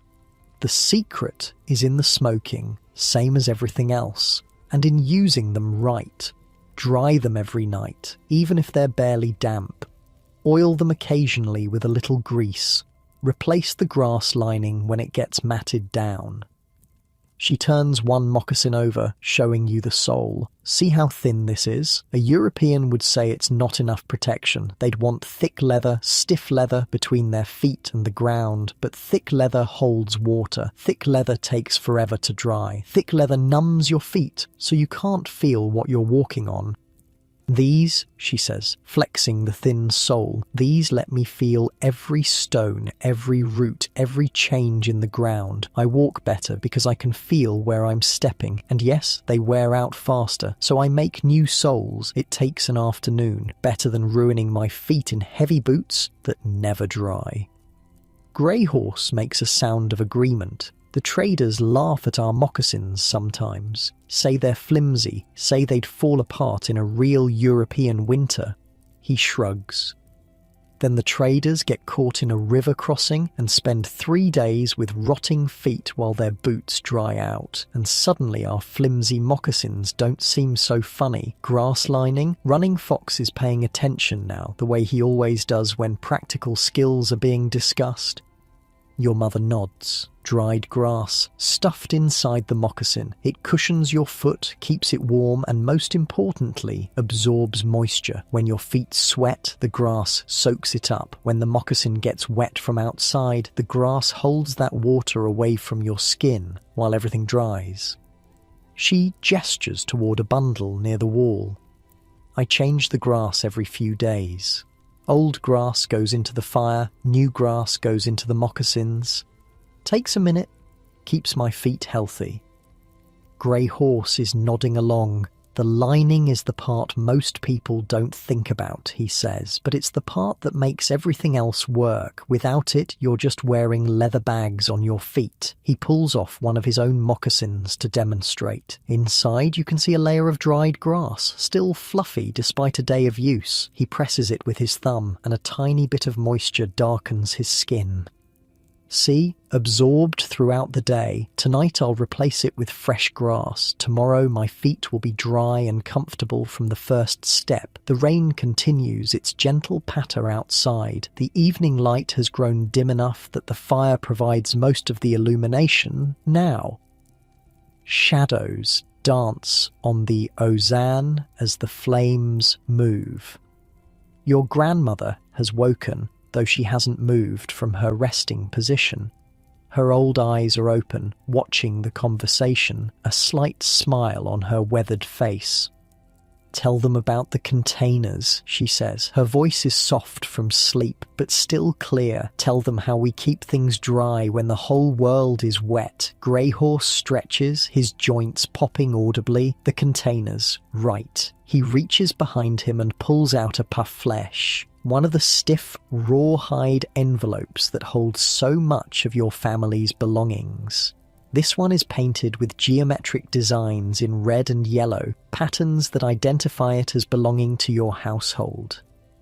Rawhide, he says, untanned hide, dried stiff in the sun, not soft like our clothing, hard like wood, and nearly waterproof. He runs his hand over the surface, showing how the painted designs create a slight texture. Water hits this and beads up, rolls off. The hide is so dense, so tight that moisture can't penetrate. We use these for storing anything that has to stay dry. Dried meat, tinder, medicine herbs, extra clothing.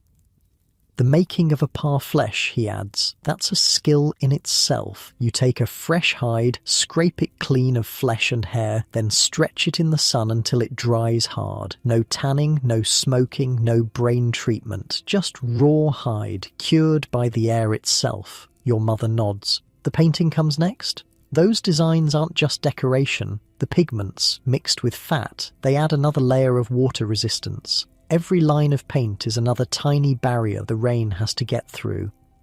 And the shape, Grey Horse continues, holding up the parfleche. See how it folds? Like an envelope. All the edges tuck inward. To reach the contents, water would have to run uphill, against gravity, around multiple corners. It just can't do it. He opens the parfleche to show the contents. Inside, wrapped in soft leather, are bundles of plant material you recognize as medicine stores, completely dry despite 3 days of rain. The fold matters, he continues, resealing the container. See how the flaps overlap? Water would have to travel uphill to get inside, and the ties, they're pulled tight so no gaps can open up. Your mother has moved to a different part of the teepee, where several more containers are stored. She returns with a smaller one, darker in colour. This is birch bark, she says, from the northern forests. We trade for it sometimes. The bark itself is waterproof. The natural oils in it repel water completely. She opens the container, which is sewn together with some kind of fibre and sealed at the seams with dark pitch. Inside is a collection of seeds, the kind used for certain ceremonies. Birch bark containers can hold water if you make them right, she explains. Actually hold it, like a pot, so keeping things dry is easy. Grey Horse takes the container and examines the seams. Pine pitch, he says, pointing to the dark lines. Boiled down and applied hot, it hardens into a seal that water can't break. The techniques overlap, he continues, overlapping materials like roof shingles, pitch, sealing the gaps, dense materials that naturally repel moisture. Fold the container so water has to fight gravity to get in. He hands it back to your mother. Every container we make follows these principles, different materials depending on what's available, but the same basic ideas. He gestures around the teepee. Look at how everything is stored. The parfleches stacked behind the ozan where drips can't reach them. The food bags hanging from poles where moisture falls away instead of pooling. The tinder bundle tucked against someone's body at all times. Nothing important is left where water could find it. Your mother picks up the buffalo stomach bladder that holds the family's drinking water. This is waterproof in the opposite direction, she says with a slight smile. Holds water in instead of keeping it out. Same materials, same careful work, different purpose. The bladder has been cleaned and treated until it's supple but strong. A wooden plug seals the opening, wrapped with sinew to keep it tight. When full, it holds enough water for the whole family for a day. We carry 2 of these when we travel, your mother continues. One for drinking, one for cooking. Even in the heaviest rain, we might not be able to find clean water. Streams turn muddy. Puddles aren't safe to drink. But what we carry with us, that's always clean. Always ready. Grey Horse nods. Storage is survival. Keep your food dry. Keep your fire materials dry. Keep your water clean. Manage those 3 things and you can wait out any storm. Your grandmother speaks again, her voice dreamy with memory. When I was young, we had a grandmother in our camp who could weave baskets so tight they held water. No pitch, no bark, just grass and reeds woven together until no drop could find a way through. She closes her eyes again. I never learned that skill. Wish I had. But the knowledge is still out there somewhere, held by someone who learned from someone who learned from someone. That's how it works. Laughing Water has woken too, disturbed by the conversation. She sits up, rubbing her eyes, and immediately moves to your mother's side. Your mother wraps an arm around her and pulls her close, continuing to work on the pemmican one-handed. Outside, the rain has diminished to almost nothing. Just occasional drops now, the storm finally exhausting itself after 3 long days. The evening air feels different, cleaner somehow, like the world has been washed and is waiting to dry. Tomorrow the sun might come out, the grass will be bent and heavy with water, but the earth will begin to firm up, the streams will run high for a few days, then settle back to normal. Life will resume its usual rhythms, but tonight, in the gathering darkness, the lessons continue to settle into your bones. Moccasins that get wet and dry fast instead of staying soggy, containers made from stiff hide and waterproof bark, grass linings that absorb moisture away from skin, pitch that seals every seam, folds that make water fight gravity, hundreds of small solutions, each one simple on its own but together forming a system that lets people thrive in conditions that would defeat anyone who hadn't figured out the tricks.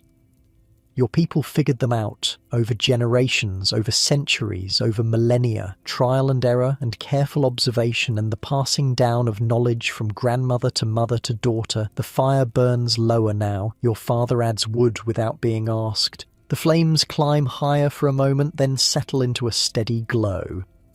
And you sit there, surrounded by your family, by containers full of dry supplies, by moccasins that will be ready for tomorrow's walking, by all the accumulated wisdom of countless ancestors who lived and learned and passed on what they knew. The rain has stopped. You can hear it in the silence, the absence of that constant whisper against the walls. 3 days of storm ended. Tomorrow you'll step outside into a world washed clean, and your feet in their soft smoked moccasins with their fresh grass linings will carry you wherever you need to go. Dry, comfortable, ready, because that's what the knowledge is for. Not just surviving the rain, but being ready to move the moment it stops. The fire crackles softly in the darkness. Your family settles into the evening rhythms, the quiet activities that fill the hours between dinner and sleep. Your mother finishes the pemmican and stores it in a parfleche, safe from moisture. Your father checks the sleeping fire one more time, adding a pinch of dried fungus. Your grandmother hums something wordless, a song from her childhood that has no beginning and no end. And the moccasins sit by the fire, soft and dry, waiting for feet to fill them. Tomorrow you'll walk through a world made new by rain. The grass will sparkle, the streams will run fast and clear, the air will smell of wet earth and growing things. Your feet will carry you through it all, comfortable and dry, because your people learned a long time ago that the best footwear isn't the kind that fights water, it's the kind that makes peace with it. Same lesson, different form, adaptation, not resistance, working with the world instead of against it. The rain has stopped, but the wisdom continues. Morning arrives with birdsong, the first you've heard in 3 days. You wake to pale light filtering through the smoke hole, gold instead of grey. The fire has burned down to coals overnight, but warmth still radiates from the stone-ringed pit. Around you, the family stirs in the slow way of people who slept well and have no urgent reason to rush. Your father is already up, standing at the door flap, looking out at a world transformed. He doesn't say anything. He doesn't have to. The quality of light says everything. The storm is over. You join him at the entrance, and what you see makes you catch your breath. The prairie stretches out under a sky so blue it hurts to look at. Every blade of grass carries diamonds of water sparkling in the early sun. The air smells new, clean, like the world just finished bathing. And everywhere, as far as you can see, the land is changed. Small streams have appeared where none existed before. Low spots have become ponds. The creek that runs half a mile from camp has swelled into something almost like a river, brown with mud and moving fast. Your father takes all this in with the measuring eyes of a man who has read landscapes his whole life. "We chose well," he says quietly. You know what he means. The camp sits on a slight rise, maybe 3 feet higher than the surrounding prairie. Not much, barely noticeable in dry weather, but those 3 feet made the difference between waking up dry and waking up underwater. Your Uncle Greyhorse appears at your shoulder, also surveying the changed land. He points toward a depression about 100 yards away, where you can see water still pooled. "That's where the Crow family wanted to camp when we arrived here," he says. "Remember, their grandmother thought the grass was better down there. You remember, your father had argued politely but firmly for this higher ground instead. The Crow family had moved their teepee to the lower spot." Grey Horse shakes his head slowly. "They'll have spent the night in water, their bedding, their food stores, everything will be soaked." It's not said with satisfaction, more like sadness, a reminder of what happens when you read the landscape wrong. Your father steps back from the entrance, letting the morning light flood the teepee's interior. Time for everyone to wake up. While your mother prepares breakfast and your grandmother slowly works the stiffness from her old bones, your father gathers you and Running Fox for what he calls a teaching walk. Grey Horse comes too, his broad presence reassuring as you step out into the wet world. The grass soaks your moccasins immediately, but you don't mind. They'll dry. That's what they're made for.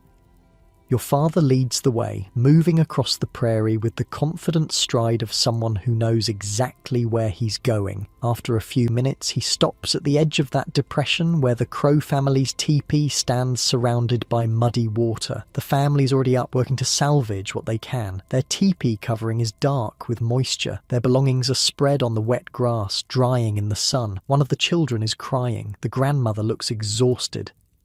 Your father raises a hand in greeting but doesn't approach. This isn't a time for visiting. Instead, he uses the scene as a lesson. "What do you see?" he asks quietly. Running Fox answers first. "They're wet." "Yes, but why?" Your brother thinks about it. "The water collected here."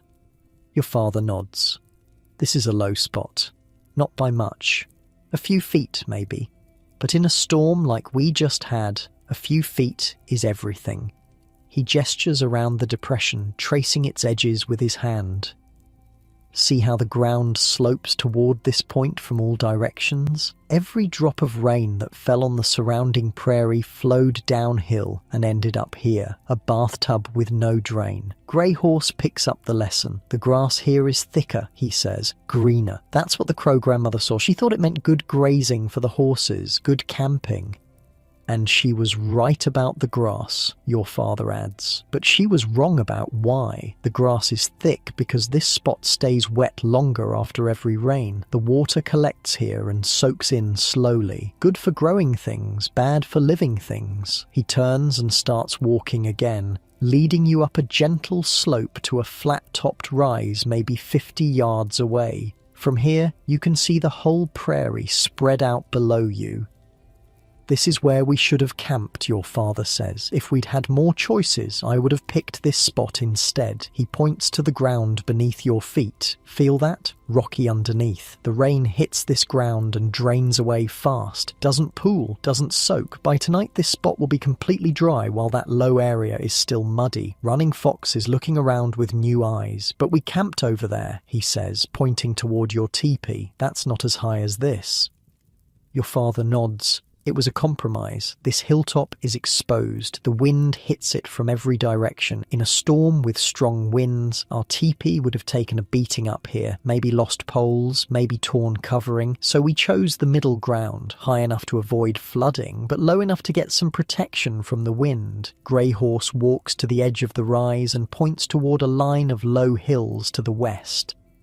"The storm came from that direction," he says. "We knew it would. The clouds build over those hills and push east, so we put our camp on the east side of that little ridge. The ridge broke the worst of the wind for us. It's a lot to think about. Every campsite is a balance of risks. Too low, you flood. Too high, the wind beats you down. Too close to water, the river rises. Too far from water, you spend hours walking for every drink." Your father reads your expression and smiles.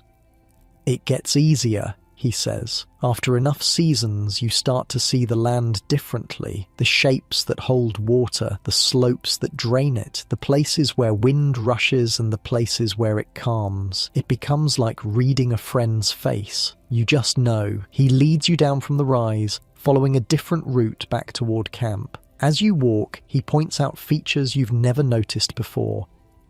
See that line of darker grass? That's where water flows after heavy rain. Not a creek, just a path the water takes. You never want to camp across that line. Grey Horse adds to the lesson. Even if it hasn't rained in a month, that line tells you what happens when it does. The grass remembers. The land remembers. You just have to look. And there, your father continues, that cluster of old dead trees, the ground stays damp around them. Their roots hold moisture long after the surface dries. Looks like solid ground, isn't. He crouches and presses his hand to the earth near one of the dead trunks. Mud squeezes between his fingers. 3 days after a storm, he says, and still this wet. Camp here and you'll wake up in a bog. Your uncle points to a different type of terrain, a flat area covered with short, scrubby grass. That's caliche, he says, hardpan clay underneath. Water can't soak through it, just pools on top. Looks fine in dry weather, turns into a lake when it rains. Running Fox is taking all this in, his young face serious with concentration. How do you know all these things? Your father stands up, wiping mud from his hand onto his leggings. Mistakes, he says simply. Mine, my father's, his father's. Every piece of knowledge you're hearing came from someone getting it wrong first.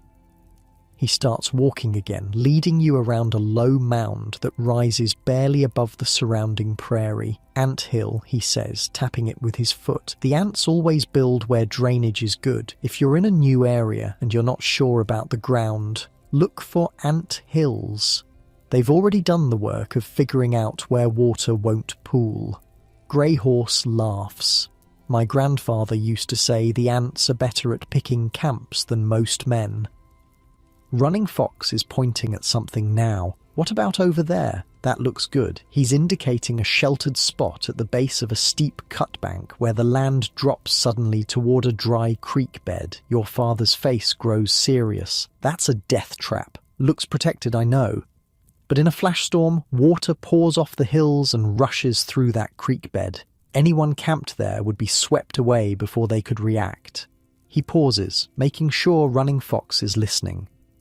2 summers ago, a family of traders made that mistake, set up camp in a dry wash because it was sheltered from the wind. Storm came up fast that night. They never had a chance. The silence that follows is heavy. Running Fox looks at the innocent-seeming cutbank with new understanding.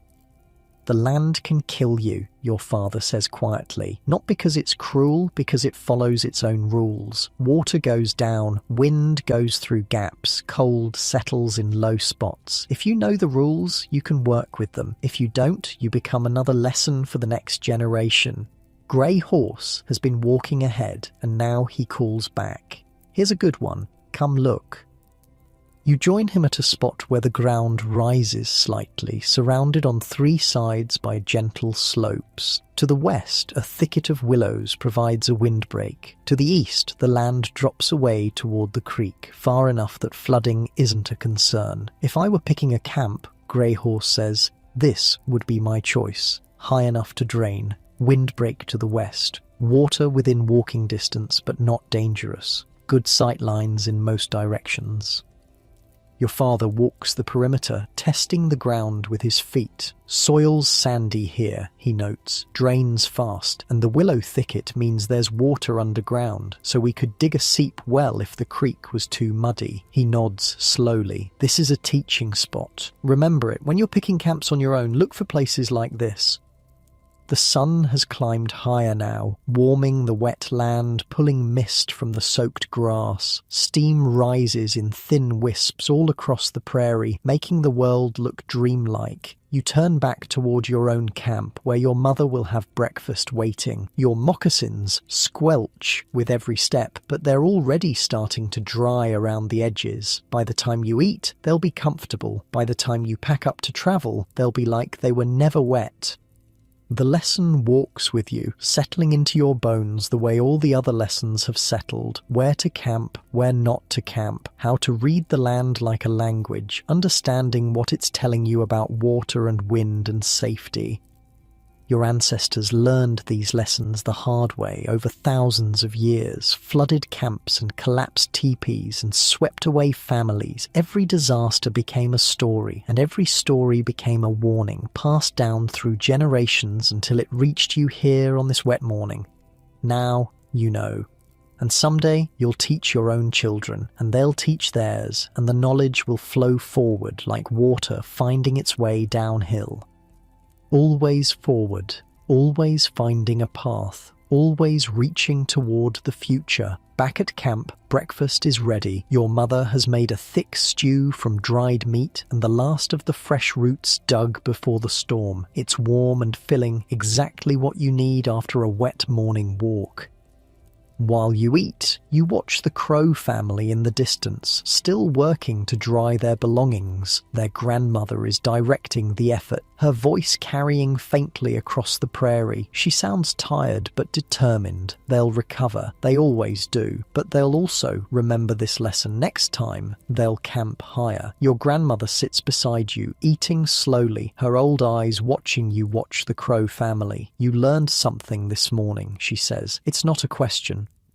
You nod. She sets down her bowl and looks out across the wet, sparkling prairie. The land teaches, she says, if you pay attention. Every hill, every valley, every patch of different grass, it's all telling you something. What happens when it rains, where the wind blows strongest, where the cold settles on winter nights. She touches your hand with her dry, warm fingers.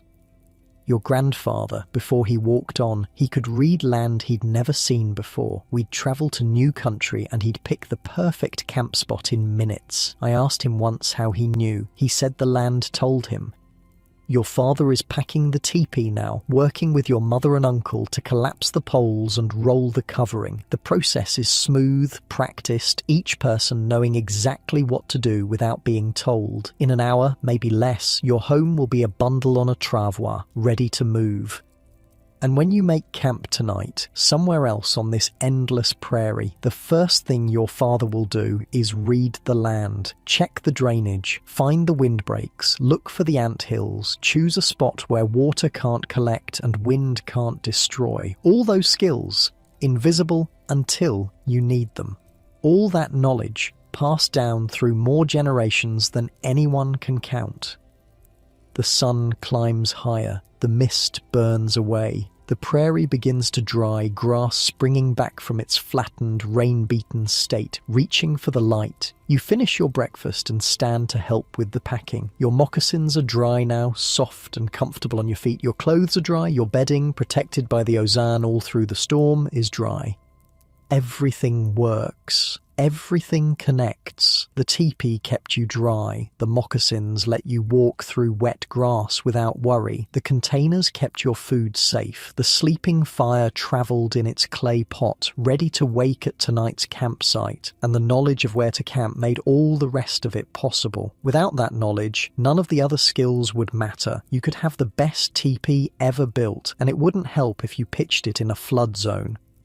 The land comes first. The land always comes first. Your grandmother has risen too, moving slowly but steadily to gather her things. She pauses beside you, puts a hand on your shoulder. You see it now, she says, the way it all fits together. You do, you finally do. And as your family works to pack up camp to prepare for the next leg of whatever journey you're on, you feel something settle inside you. Not just knowledge, though there's plenty of that.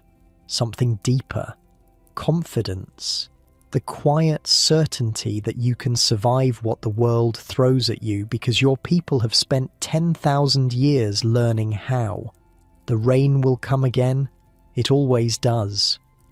And when it does, you'll be ready. The travois is loaded. The horses are ready. Your family stands in a loose circle where the teepee stood just an hour ago, nothing left but a ring of pressed grass and the cold ashes of a fire pit. Your grandmother says a quiet prayer, words in the old language that you only half understand. Thanks, you think. Thanks to this place for sheltering you through the storm. Thanks to the land for being readable, for giving signs that kept you safe. Then your father clicks to the horses and you're moving. The prairie stretches out ahead, still wet but drying fast under the climbing sun. Steam rises from the grass in wisps and curls, the earth breathing out its moisture. Birds wheel overhead, celebrating the end of the storm, with songs that seem louder than usual, more joyful. You walk beside your grandmother, matching your pace to her slower stride. She doesn't speak at first, just moves through the wet grass with the careful steps of someone who has walked thousands of miles in her long life. Finally, she breaks the silence. You've learned a lot these past few days, more than I knew there was to learn. She smiles, that weathered face creasing into familiar lines.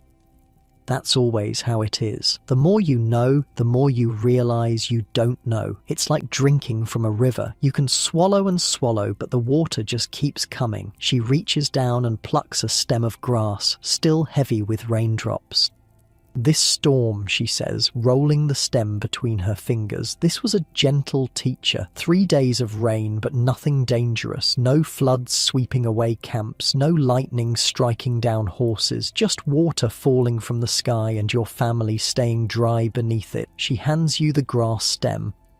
Other storms won't be so gentle. There will be times when everything goes wrong. The teepee tears, the fire dies, the creek rises faster than anyone expected. You'll face moments when all the knowledge in the world seems useless against what the sky is throwing at you. Her voice is soft but steady. When those moments come, remember this. Your ancestors faced worse. They faced ice that covered the land for generations. They faced droughts that lasted years. They faced storms that flattened forests and turned rivers into monsters. And they survived. Every single one of them survived long enough to have children who had you. That's what you come from. That's the line you carry forward. You roll the grass stem between your own fingers, feeling the water droplets break and run down your skin. The secret, your grandmother continues, is not that we're stronger than the rain. We're not. No one is. The secret is that we don't try to be stronger. We don't fight the water. We work with it. She gestures around at the walking family, the loaded horses, the endless prairie.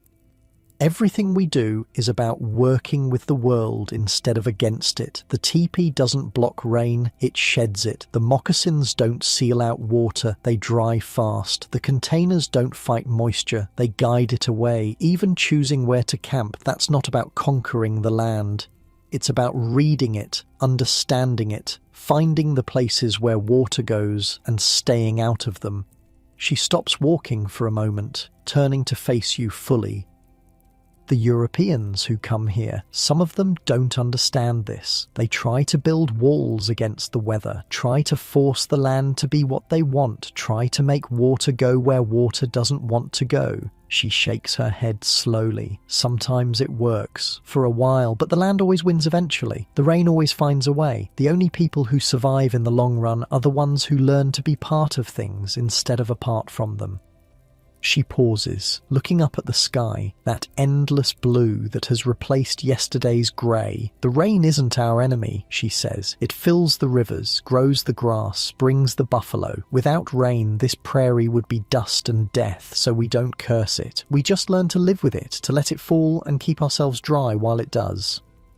Your father calls a rest stop near a small creek, swollen from the storm but already clearing as the mud settles. The family spreads out to drink, to stretch, to check the loads on the travois. You find a dry rock and sit, looking back the way you came. Somewhere behind you is the campsite where you spent 3 days learning things you'll never forget. Somewhere ahead is tonight's camp, a spot your father hasn't chosen yet because he hasn't seen the land yet.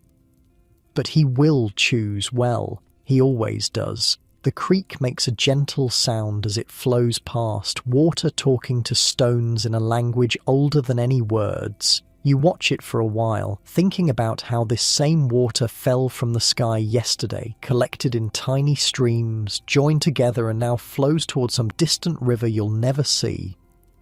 Water is always moving. Rain falls, soaks in, rises again as mist, forms clouds, falls again. An endless cycle that your grandmother says has been happening since the world was young and will keep happening long after everyone alive today has walked on to the next world. Your people are part of that cycle, not standing outside it, watching, part of it, like the grass and the buffalo and the birds overhead. That's what makes the knowledge work. Not tricks or cleverness or outsmarting the rain, just understanding that you're part of something bigger and learning how to fit. Your mother brings you a strip of pemmican, the travel food she made yesterday in the warm, dry teepee.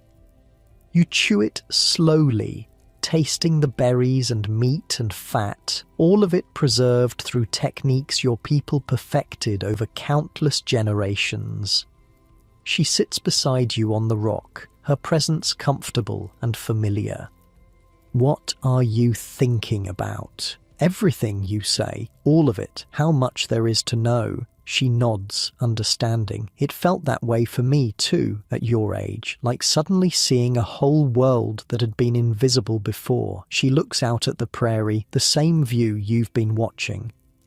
My mother taught me. Her mother taught her. Someday you'll teach your daughters, if you have them, or your nieces, or anyone willing to learn. The knowledge doesn't care who carries it, as long as someone does. She squeezes your shoulder and stands, moving off to help your father adjust one of the travois loads. But her words stay with you, settling in alongside everything else you've absorbed these past 3 days.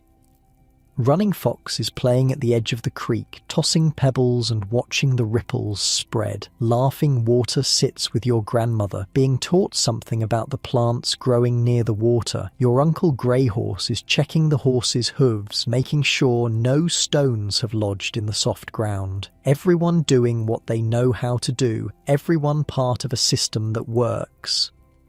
You think about everything you've learned since the storm began. The brain-tanned leather that stays soft no matter how wet it gets. The sinew stitching that swells to seal its own seams. The ozan that catches drips and creates insulation. The longhouses of bark in the eastern forests. The cedar capes of the far western coast, the sleeping fires carried in clay pots against warm bodies, the moccasins with their grass linings, the parfleche and birch bark containers, the art of reading landscape like language. So many pieces, so many skills, so many generations of learning, and underneath all of it, holding it together like the poles hold up a teepee, one simple idea: don't fight what you can't beat. Find ways to flow with it instead. Your grandmother told you about the eastern peoples and their bark houses. Your father showed you the sleeping fire in its clay pot. Your uncle explained why moccasins that get wet are better than boots that stay dry. Your mother handed you a pair of soft leather shoes that have lasted 20 winters because they were made right and used right and cared for right. Each piece of knowledge came from someone. Each technique was invented by a person long ago who faced a problem and found a solution. And each solution was tested by time, refined by use, passed on to children who passed it on to their children. You're the latest link in a chain that stretches back further than anyone can count. And someday you'll add your own links, your own discoveries, your own small improvements to ancient ways. That's how knowledge grows, not in great leaps, but in tiny steps. A grandmother notices that certain bark sheds water better than other bark. A father realizes that campsites on the east side of hills stay drier than those on the west. A mother experiments with different grasses for moccasin linings until she finds the one that absorbs the most moisture. Thousands of observations, thousands of experiments, thousands of years. And all of it adding up to one simple truth. You don't defeat rain, you dance with it. The sun is warm on your face, the pemmican is rich on your tongue. The sounds of your family going about their tasks fill the air with comfortable noise. Tonight there will be a new camp, a new teepee raised in a new spot chosen for all the right reasons. Tomorrow there might be more travelling or maybe a longer stay if the hunting looks good. Next week, next month, next season, who knows?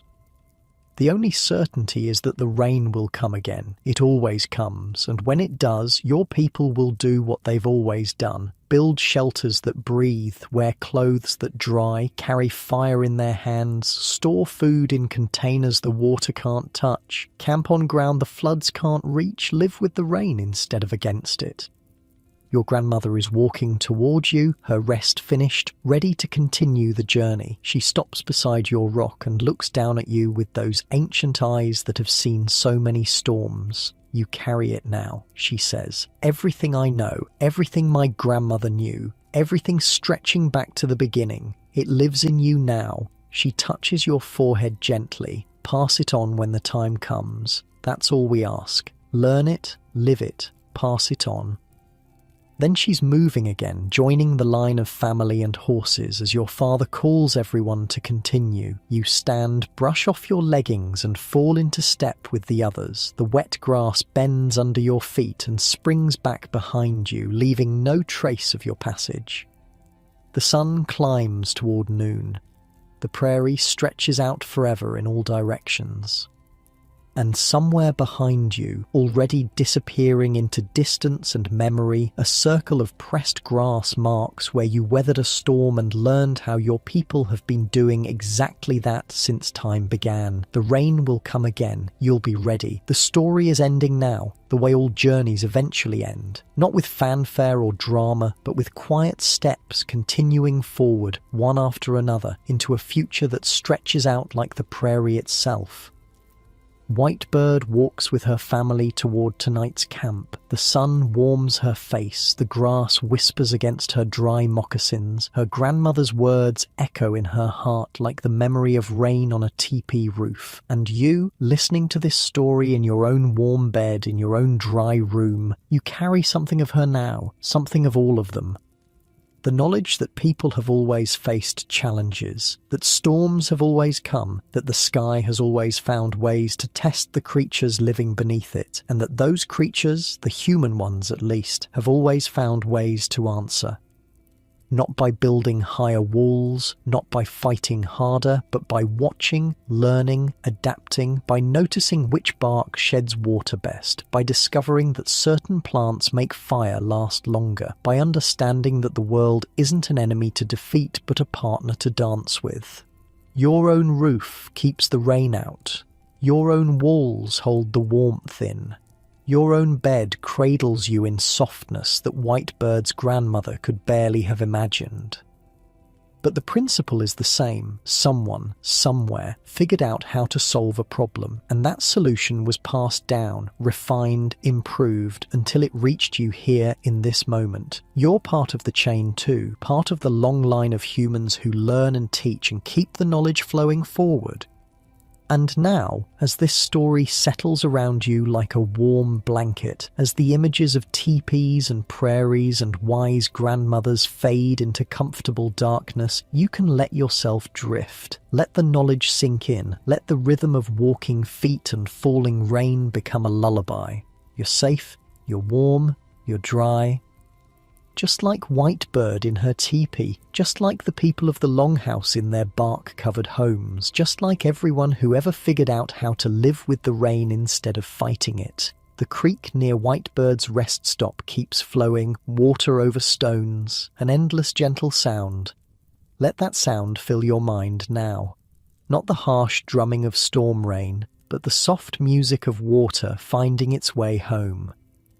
Close your eyes if they're not closed already. Let your breathing slow. Feel the weight of your blankets like the weight of a buffalo robe, holding warmth close. The storm outside your window, if there is one, can't touch you. The rain on your roof, if it's falling, is just a song the sky sings to help you sleep. You've learned the secrets now. You've walked with Whitebird through 3 days of rain. You've heard her grandmother's stories and her father's lessons and her uncle's practical wisdom, and now it's time to rest. Let the prairie fade. Let the teepee dissolve into comfortable darkness. Let everything go except the feeling of being safe, being warm, being dry. Sleep well. The rain will still be there when you wake, but so will everything you need to dance with.